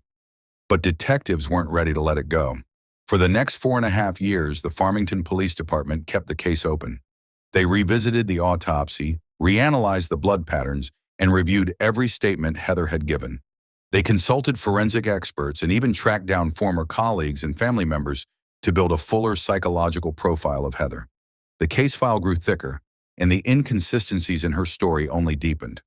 Then, in March 2025, after a new round of forensic analysis and a full review by the district attorney's office, the case shifted from cold to active. Prosecutors believed there was now enough to file charges. On April 1st, 2025, almost 5 years after Robert's death, Heather Fernandez Hofer was arrested for second-degree murder and tampering with evidence. She was taken into custody without incident, processed, and released on pretrial supervision the following day. The arrest sent shockwaves through the community. A beloved elementary school teacher, now the prime suspect in her husband's brutal murder. But even as she awaited trial, questions lingered. What really happened inside that house on the night of November 28th? Was this a calculated murder, a crime of passion, or something more sinister that no one had yet uncovered? But to the detectives and prosecutors who had worked tirelessly on the case, it was the moment they had long prepared for. Now the burden was to present a compelling narrative in court, that Heather had not only killed her husband, but had spent nearly half a decade misleading the world about what truly happened that night. The preliminary hearing was set for April 9th, 2025. The prosecution laid out the evidence they had built painstakingly over the years. The core of their case rested on 2 pillars: the forensic inconsistencies at the scene of Robert's death and the documented history of marital conflict between the couple. They introduced text messages showing increasing tension, highlighting Robert's statements that suggested he feared Heather. The prosecution argued that Heather's calm demeanor during the 911 call, her contradictory statements to police, and the absence of a weapon at the scene all pointed toward premeditation, or at the very least intentional deception after the fact. They also introduced expert testimony from forensic pathologists who emphasized the implausibility of Robert's wounds being self-inflicted. The angles, the depth, and the location of the stab wounds suggested they were delivered by someone else, likely while Robert was lying down or incapacitated. Crime scene analysts testified about the blood patterns and how they conflicted with Heather's version of events. There was no blood trail from the supposed stabbing location in the computer room to the bed, no discarded weapon, and no cleanup supplies indicating the kind of mess a stabbing would leave behind. Everything, they said, pointed to Robert being attacked in his bed, possibly while he slept. The defense, however, had a different narrative. They painted Heather as a grieving widow whose trauma had caused her to misremember and miscommunicate during the early stages of the investigation. They argued that there was no physical evidence directly linking her to the stabbing. No fingerprints on a weapon, no witness, no definitive proof she had done it. Her defense attorney pointed out that while her statements were inconsistent, they could be interpreted as the result of shock and confusion, not guilt. They also leaned heavily on the lack of motive, insisting that while the couple had disagreements, nothing indicated Heather was capable of such a violent act. What made the trial especially complex was the lack of hard forensic evidence tying Heather to the act itself. Everything was circumstantial. Still, the prosecution believed that the weight of inconsistencies, the improbable suicide theory, and the years of deceptive behavior made for a compelling case. They highlighted Heather's return to her normal life in the years after Robert's death, her failure to follow up on the investigation, and her efforts to maintain her reputation while keeping the truth buried. Heather Fernandez Hofer remains free under pretrial supervision as she awaits further hearings. The legal process is still unfolding, and no conviction or sentencing has been reported. But one thing is clear, this isn't just a trial about physical evidence, it's about narrative, about perception, and about whether a jury will believe the woman once trusted with the care of children could be capable of killing her husband and covering it up for years. The courtroom has become the final stage for a marriage that ended in blood, silence, and suspicion. And now it's the jury's turn to decide where the truth really lies. As the trial loomed, the arrest of Heather Fernandez Hofer sent shockwaves not just through Farmington, but through everyone who had followed the slow-burning case of Robert Hofer's death. For many, it was as if time had rewound. What had seemed like a closed chapter, an unresolved tragedy with no clear answers, was suddenly reopened, filled with fresh scrutiny, new questions, and public fascination. Yet despite the long-awaited charges, the aftermath was anything but simple. It was a storm of legal uncertainty, emotional turmoil, and a community forced to reassess everything it thought it knew. Heather's arrest pulled the curtain back on what had been a remarkably composed public life. For nearly 5 years, she continued to work as an elementary school teacher, shaping young minds in the same calm and composed demeanor that had once thrown detectives off. After her release from custody in April 2025, she was swiftly placed on administrative leave pending the outcome of her trial. The duality of her image, a nurturing educator and an alleged murderer, sent ripples through the town. The aftermath also exposed the quiet power of persistence in investigative work. Farmington police never fully closed the case. They kept the file active, updated it with new forensic insights, and coordinated closely with the district attorney's office to ensure that no lead went unexplored.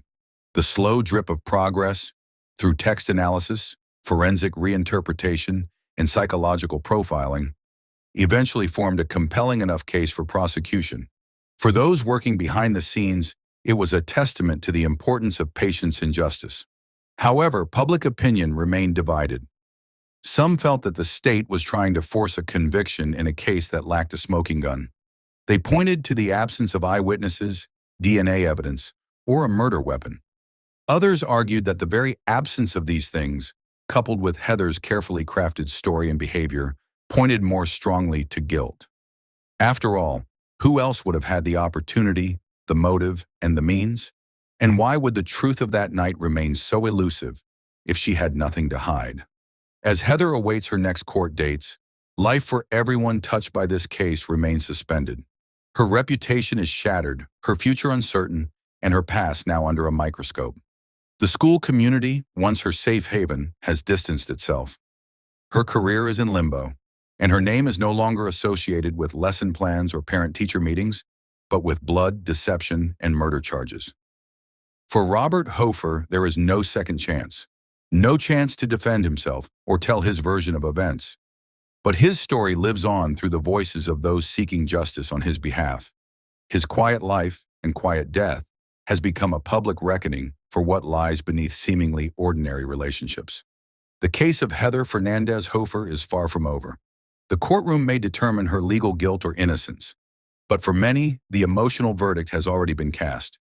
And in the silence left behind by Robert's death, one question continues to echo. What really happened that night? And how long can one person carry the weight of a lie? The murder of Robert Hofer is a case that leaves behind more than just questions. It leaves behind a sense of unease, not because the truth is unknowable, but because it may have always been hiding in plain sight. For nearly 5 years, Heather Fernandez Hofer lived as though nothing had happened, teaching children, attending community functions, smiling in photographs. And yet, beneath the surface, the truth was slowly unraveling, one thread at a time. This wasn't a case of a stranger breaking in, a random act of violence, or a spur-of-the-moment argument caught on camera. It was subtle, quiet, almost surgical in its deception. A husband found stabbed in bed, a wife with an implausible explanation, a crime scene that contradicted every word spoken in that first 911 call. Still, it took nearly half a decade for investigators to feel confident enough to move forward. That timeline speaks volumes, not just about the complexity of the case, but about the challenges of prosecuting a murder built on motive, manipulation, and misdirection rather than overt evidence. There's something haunting about a suspect who goes on living normally after an alleged crime. It forces us to confront uncomfortable truths, that killers don't always look like monsters. That danger doesn't always come in the form of a stranger in the night. Sometimes it comes from someone familiar, someone who smiles at you across the dinner table, someone who tucks your children into bed. In Robert Hofer's case, justice has been long delayed, but not forgotten. His death might have gone unsolved if not for the relentless efforts of law enforcement who refused to close the file, who saw the gaps in Heather's story and kept pulling. It's a testament to the power of persistence and a warning about the cost of ignoring red flags. Yet despite the charges, the case is still in motion. Heather Fernandez Hofer has not been convicted. The trial remains ongoing. In the eyes of the law, she is presumed innocent until proven guilty. But public opinion has already begun to tilt, driven by inconsistencies, evidence, and the eerie calm with which she responded to tragedy. As viewers and as a society, we're left to examine more than just the evidence. We're asked to look at the masks people wear, to question the difference between appearance and reality, and to recognize that justice isn't always swift, but when it comes, it can be life-altering. The story of Robert Hofer is one of silence, suspicion, and eventual revelation. It reminds us that truth can hide for years in the shadows, that it can be buried beneath routine, reputation, and time. But eventually it fights its way to the surface. It claws through the lies, the alibis, and the calm faces. Because truth, no matter how long it waits, always demands to be heard. And no matter how carefully the story was crafted, justice has a way of unraveling even the most convincing lies. We'll be watching this case closely, and we'll continue to update you as more details emerge. If you found this story as chilling and thought-provoking as we did, don't forget to like, share, and subscribe for more deep dives into the world of true crime. Thanks for watching. Stay safe and stay curious. Well, we are learning new information about the death of 19-year-old Sade Robinson. Her body parts later surfaced from Milwaukee to Illinois. I do want to warn you before we continue that some of the details that I'm going to discuss that took place during that questioning is gruesome and can be disturbing for some. On April 18th, you found something. Correct. What did you find? Torso and arm. He tried to get rid of everything. He tried to cover up. And what does he do after he gets home? He powers up his phone and he sends a text. Morning, how's work going? Disgusting.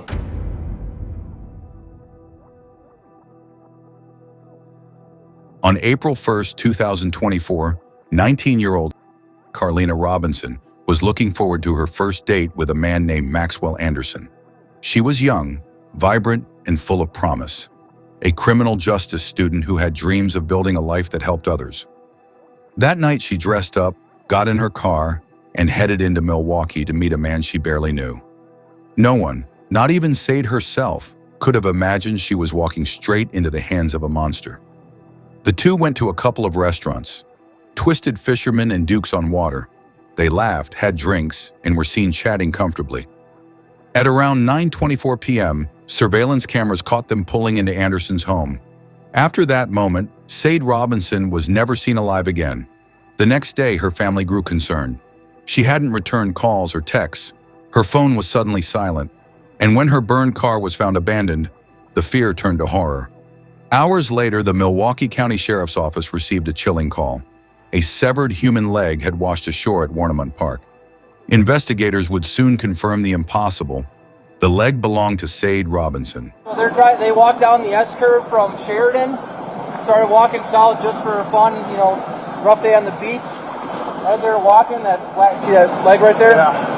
Said that it was up about approximately where the end of that stick, branch is. By the bushes right there. Yeah, bushes, said that they saw it up there. So it was like up on the hill, kind of? Yeah.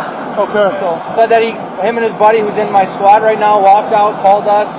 And then when we came back, it was about, maybe 7 feet east by the rock. I moved it just for evidence purposes. Okay, so it doesn't get swept away? Yeah. Okay.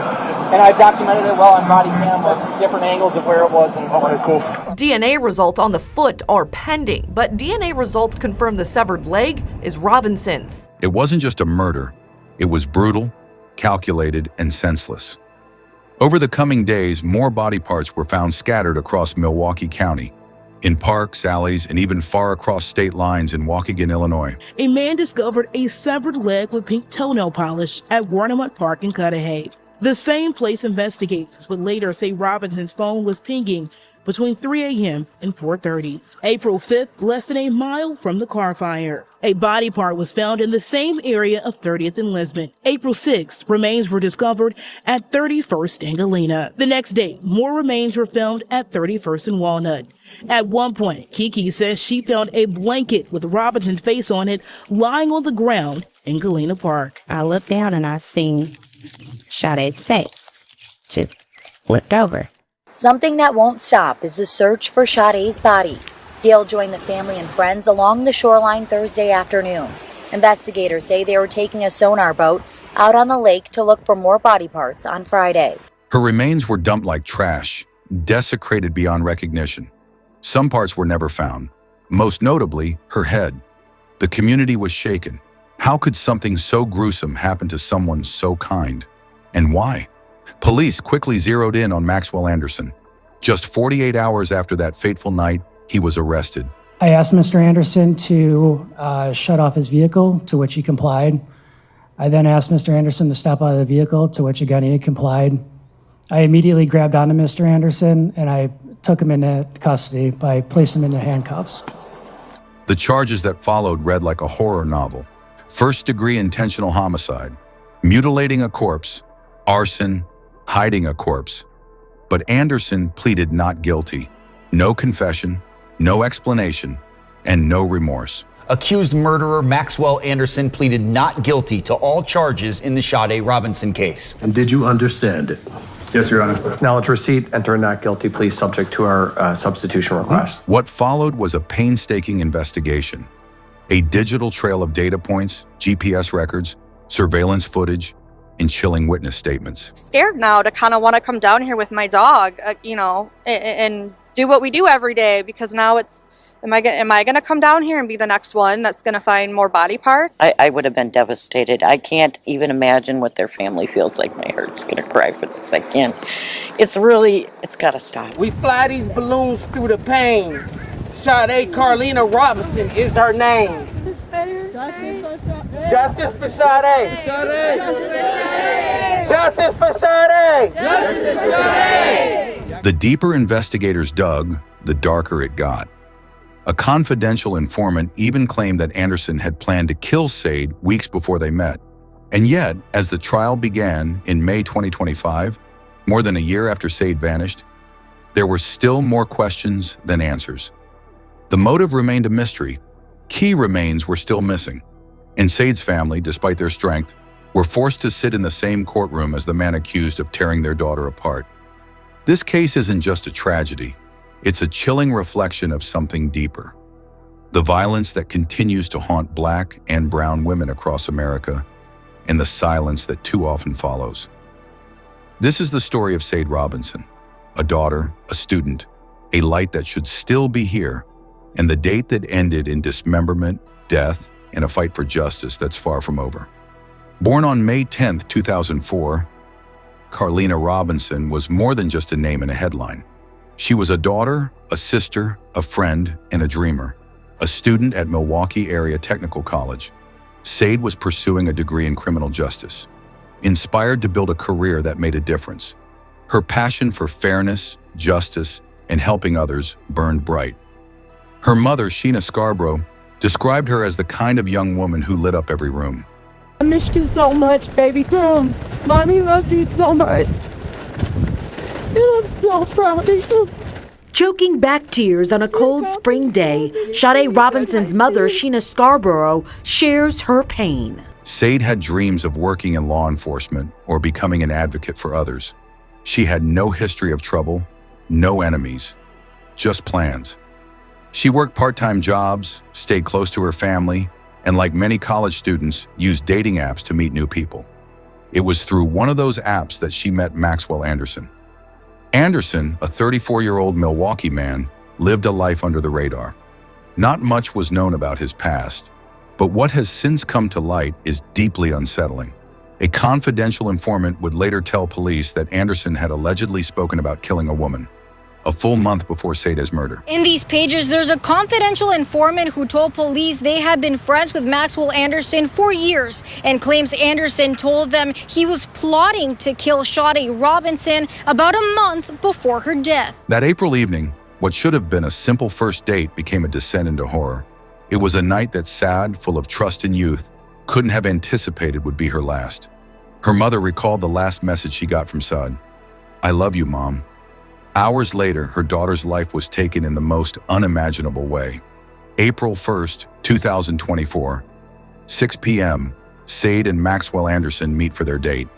They visit Twisted Fisherman and Duke's on Water, lively spots in Milwaukee. Security footage shows them eating, laughing, even toasting drinks. 9:24 p.m., the couple arrives at Anderson's home. Surveillance captures them pulling into his driveway. That's the last time anyone sees Sade. Later that night, Anderson's neighbor reported hearing strange noises and seeing flickering lights from the garage. But no one called the police. April 2nd, 2024. Early morning, Sade's phone is on the move. GPS data shows it bouncing across several areas of Milwaukee County, including Pleasant Valley Park and Warnemont Park. Then the signal goes dark. That afternoon, fire crews are called to an abandoned car in Milwaukee. It's in flames. The car is traced back to Sade Robinson.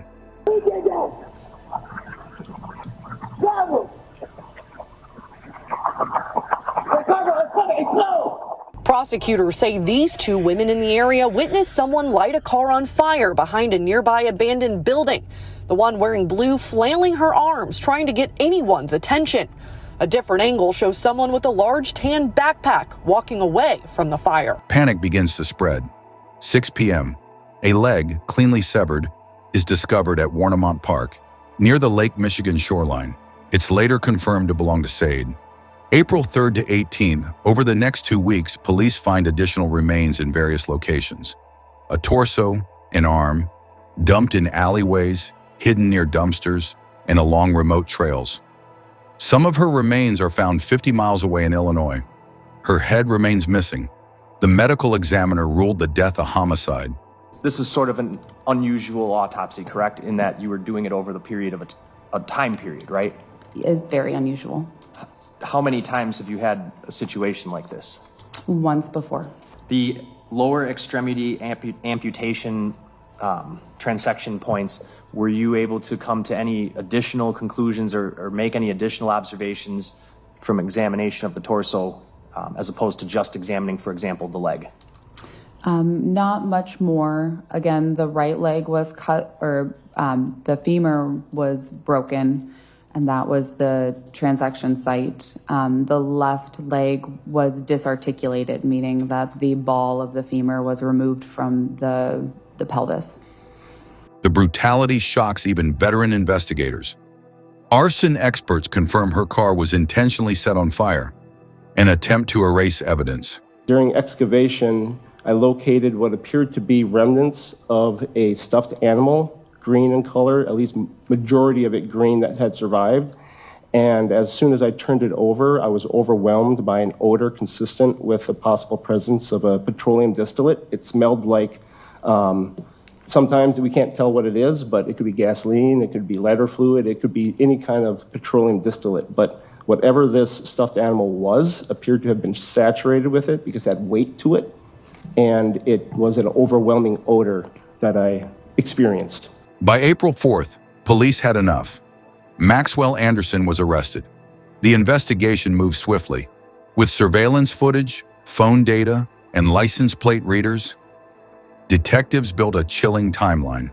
He needs that car gone. He needs her gone. 12:47 a.m. is when we see the car leaving the house, going southbound, exiting onto Euclid, and from there you saw an exhausting amount of videos showing the car driving away from his house, northbound to the north side of Milwaukee. That was 12:49, 12:51 going northbound on 35th Street, passing Badger Ham, 12:53 a.m. northbound, passing 35th and Greenfield. That is her car. We know it's her car because this camera happens to have a license plate reader. The erratic travel path of her phone was suspicious. It pinged locations near parks and dumpsters, areas where remains were later found. Second, footage showed Anderson's car leaving his home in the middle of the night, multiple times, matching the phone's movements. He was allegedly seen buying cleaning supplies and visiting remote locations. Police executed a search warrant at his home. What they found was damning: blood evidence in his garage, DNA matching Sade on tools, and signs of an attempted cleanup. A large freezer had recently been removed. Neighbors told detectives they'd seen him dragging heavy bags outside that night. Adding to the horror, a confidential source claimed Anderson had told them a month earlier that he wanted to kill a woman and make her disappear. That source later came forward when the headlines hit. On April 12, 2024, formal charges were filed. The criminal complaint painted a picture of premeditation and sadistic violence.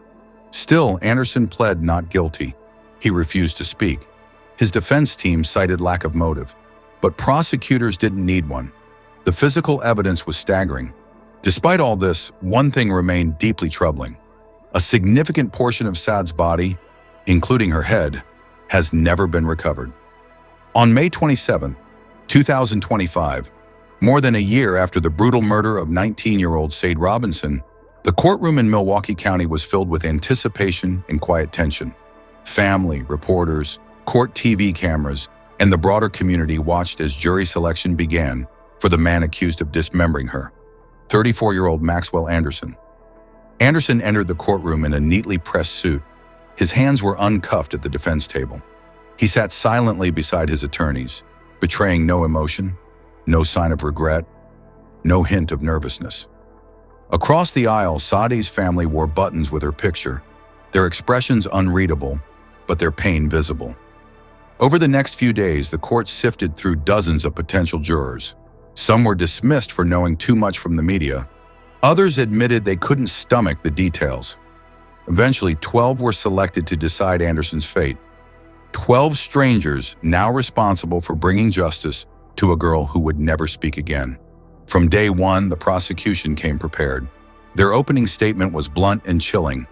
He tried to get rid of everything. He tried to cover up. And what does he do after he gets home? He powers up his phone and he sends a text. Morning, how's work going? Disgusting. right after he's just burned her car, killed her. Why did he do that? He's covering up. He's trying to cover his tracks. He's trying to make sure everything seems normal. Same reason he went to work that day.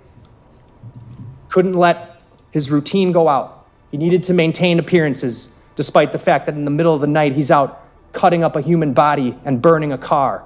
This was a first date that turned into a murder, not of passion, but of planning. They introduced the evidence: surveillance footage, digital data, forensic traces, witness testimony, and the locations of the scattered remains. It painted a picture not just of a killing, but of a calculated, methodical cover-up. Sade's final known moments were shown on screen. The jury watched her walk into Twisted Fisherman with Anderson. Later, they saw the pair driving to Duke's on Water. Finally, they observed the car pulling into Anderson's driveway.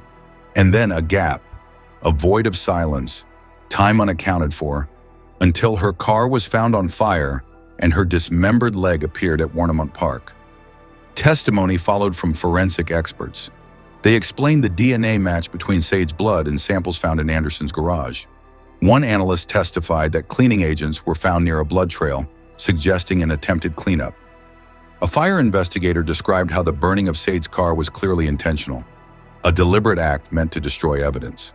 The prosecution's most jarring piece came in the form of GPS data from Anderson's phone. Prosecutors showed how his movements on April 2nd aligned almost perfectly with where body parts were later found. Alleyways, parks, even a route south into Illinois. Then came the confidential informant, a man who knew Anderson personally. He told the court that Anderson had allegedly spoken in March of 2024 about wanting to make a woman disappear. The jury leaned in at that. No one wanted to believe it, that the killing was premeditated, but the words hung in the air like smoke. The defense tried to cast doubt. They claimed the case was circumstantial, that no one saw the killing happen, that Anderson had no clear motive. They questioned the informant's credibility, suggested the surveillance timeline wasn't airtight, and argued that the evidence linking Anderson to the disposal sites was not enough to prove he committed the murder. It's not what Mr. Vance Krzan says. It's not what I say. It's really what all of you say once you go back in that jury room and carefully consider the evidence or lack of evidence. And it's important to evaluate each one of these accounts separately. And the judge told you, as hard as that can be in cases like this, to try to check your emotions at the door. I know it's hard. I don't think any of us envy any of aspect of what our jobs are. We all have a job to do. The most important job is yours, and it's to check your emotion at the door, put aside passion, put aside prejudice, and look at the case from the evidence. That's all I ask you to do. And on each count, render a separate verdict, unanimously. You can make a request when you go back there of the judge to view videos again, if that's something that you'd like to do, or look at DNA reports or look at photographs. You can make those requests, and I would encourage you to do so. But the jury wasn't convinced. Each day, the weight of evidence grew heavier. Sade's mother, Sheena Scarborough, sat through every moment. When she took the stand, she didn't just speak as a mother. She spoke as a woman whose daughter had been hunted, butchered, and abandoned. He took more than her life, she told the jury. He took our future. The prosecution rested its case with a haunting reminder. Maxwell Anderson didn't just kill Sade Robinson. He tried to erase her. As the trial moved into closing arguments, the community held its breath. Whether it ended in conviction or not, the trial itself had already left an irreversible mark on Milwaukee. A reminder of the violence women, especially Black women, face, and how easily those stories can be buried unless someone fights to tell them. The verdict was yet to come, but the message was already clear. This was not just a murder trial, it was a reckoning.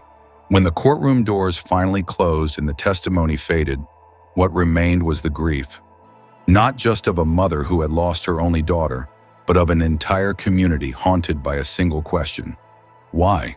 The trial may have given the public a glimpse into the horror Sade endured, but it could never explain the mind of the man who did it.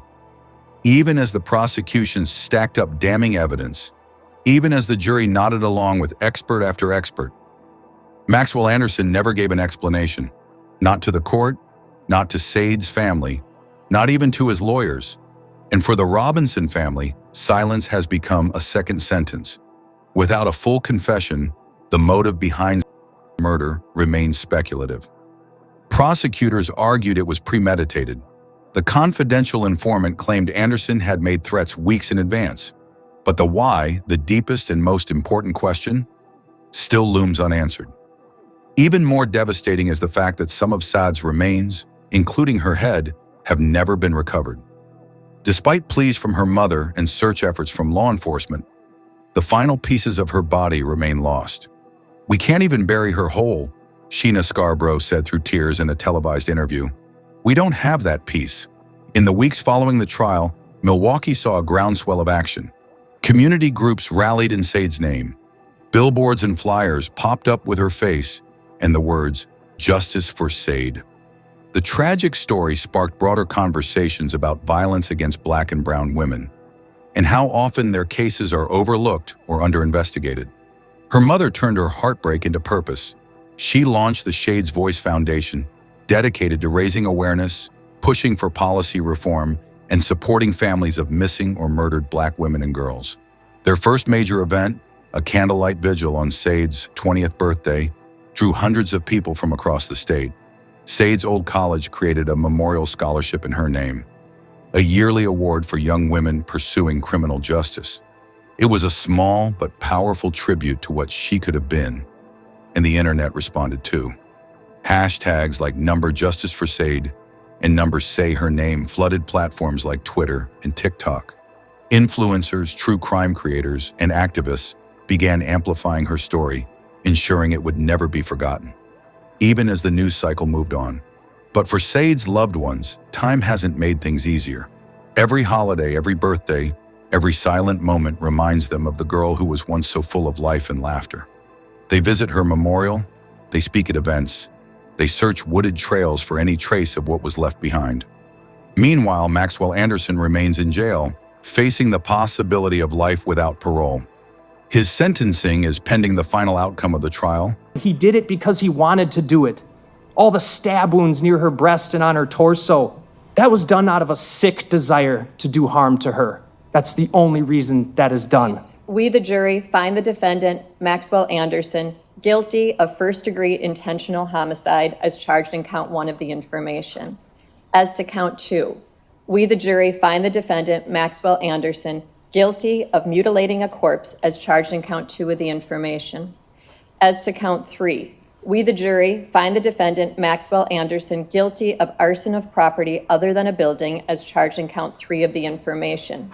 As to count 4, we, the jury, find the defendant, Maxwell Anderson, guilty of hiding a corpse as charged in count 4 of the information. No sentence could match the crime. And as the Robinson family continues their fight for full justice, they do so with clarity. They will never let Saad be reduced to just another headline. She is not just a victim, she is a movement, and that movement is growing. From the heart of Milwaukee to the rest of the country, Saad Robinson's story is no longer just a tragedy, it is a catalyst, a reason for change, a call to action, and through that legacy, her voice will never be silenced again. Saad Robinson's story didn't end with her death. Her voice, her light, and her legacy continue to move people. In the wake of her murder, her family launched Shades Voice Foundation, advocacy group fighting for missing women of color, demanding accountability, and pressuring law enforcement to act with urgency. They've hosted vigils, marches, and partnered with national groups to push for better resources and awareness. Her mother pleads publicly, not just for justice in court, but for the return of her daughter's missing remains. "We deserve to bury her whole," she said during a recent interview. "We deserve peace." The community of Milwaukee has not forgotten. Street murals, memorials, and scholarship funds now bear Saad's name. She is a symbol, not of tragedy, but of strength, justice, and change. And for true crime followers, her case is more than a story. It's a reminder that evil doesn't always wear a mask. Sometimes it smiles, it flirts, it invites you to dinner, and never lets you leave. Maxwell Anderson's trial is still unfolding. The truth of what happened in that house and why may never fully be known. But one thing is certain, Sade deserved better. Her story forces us to ask hard questions. How do we protect our daughters? How do we hold monsters accountable? And how do we ensure no one slips through the cracks of justice? Sade Robinson was 19. She had dreams, she had time, and she had a future that someone decided to destroy. Let us remember her not as a victim, but as a fighter. Someone whose life, though short, is now changing others.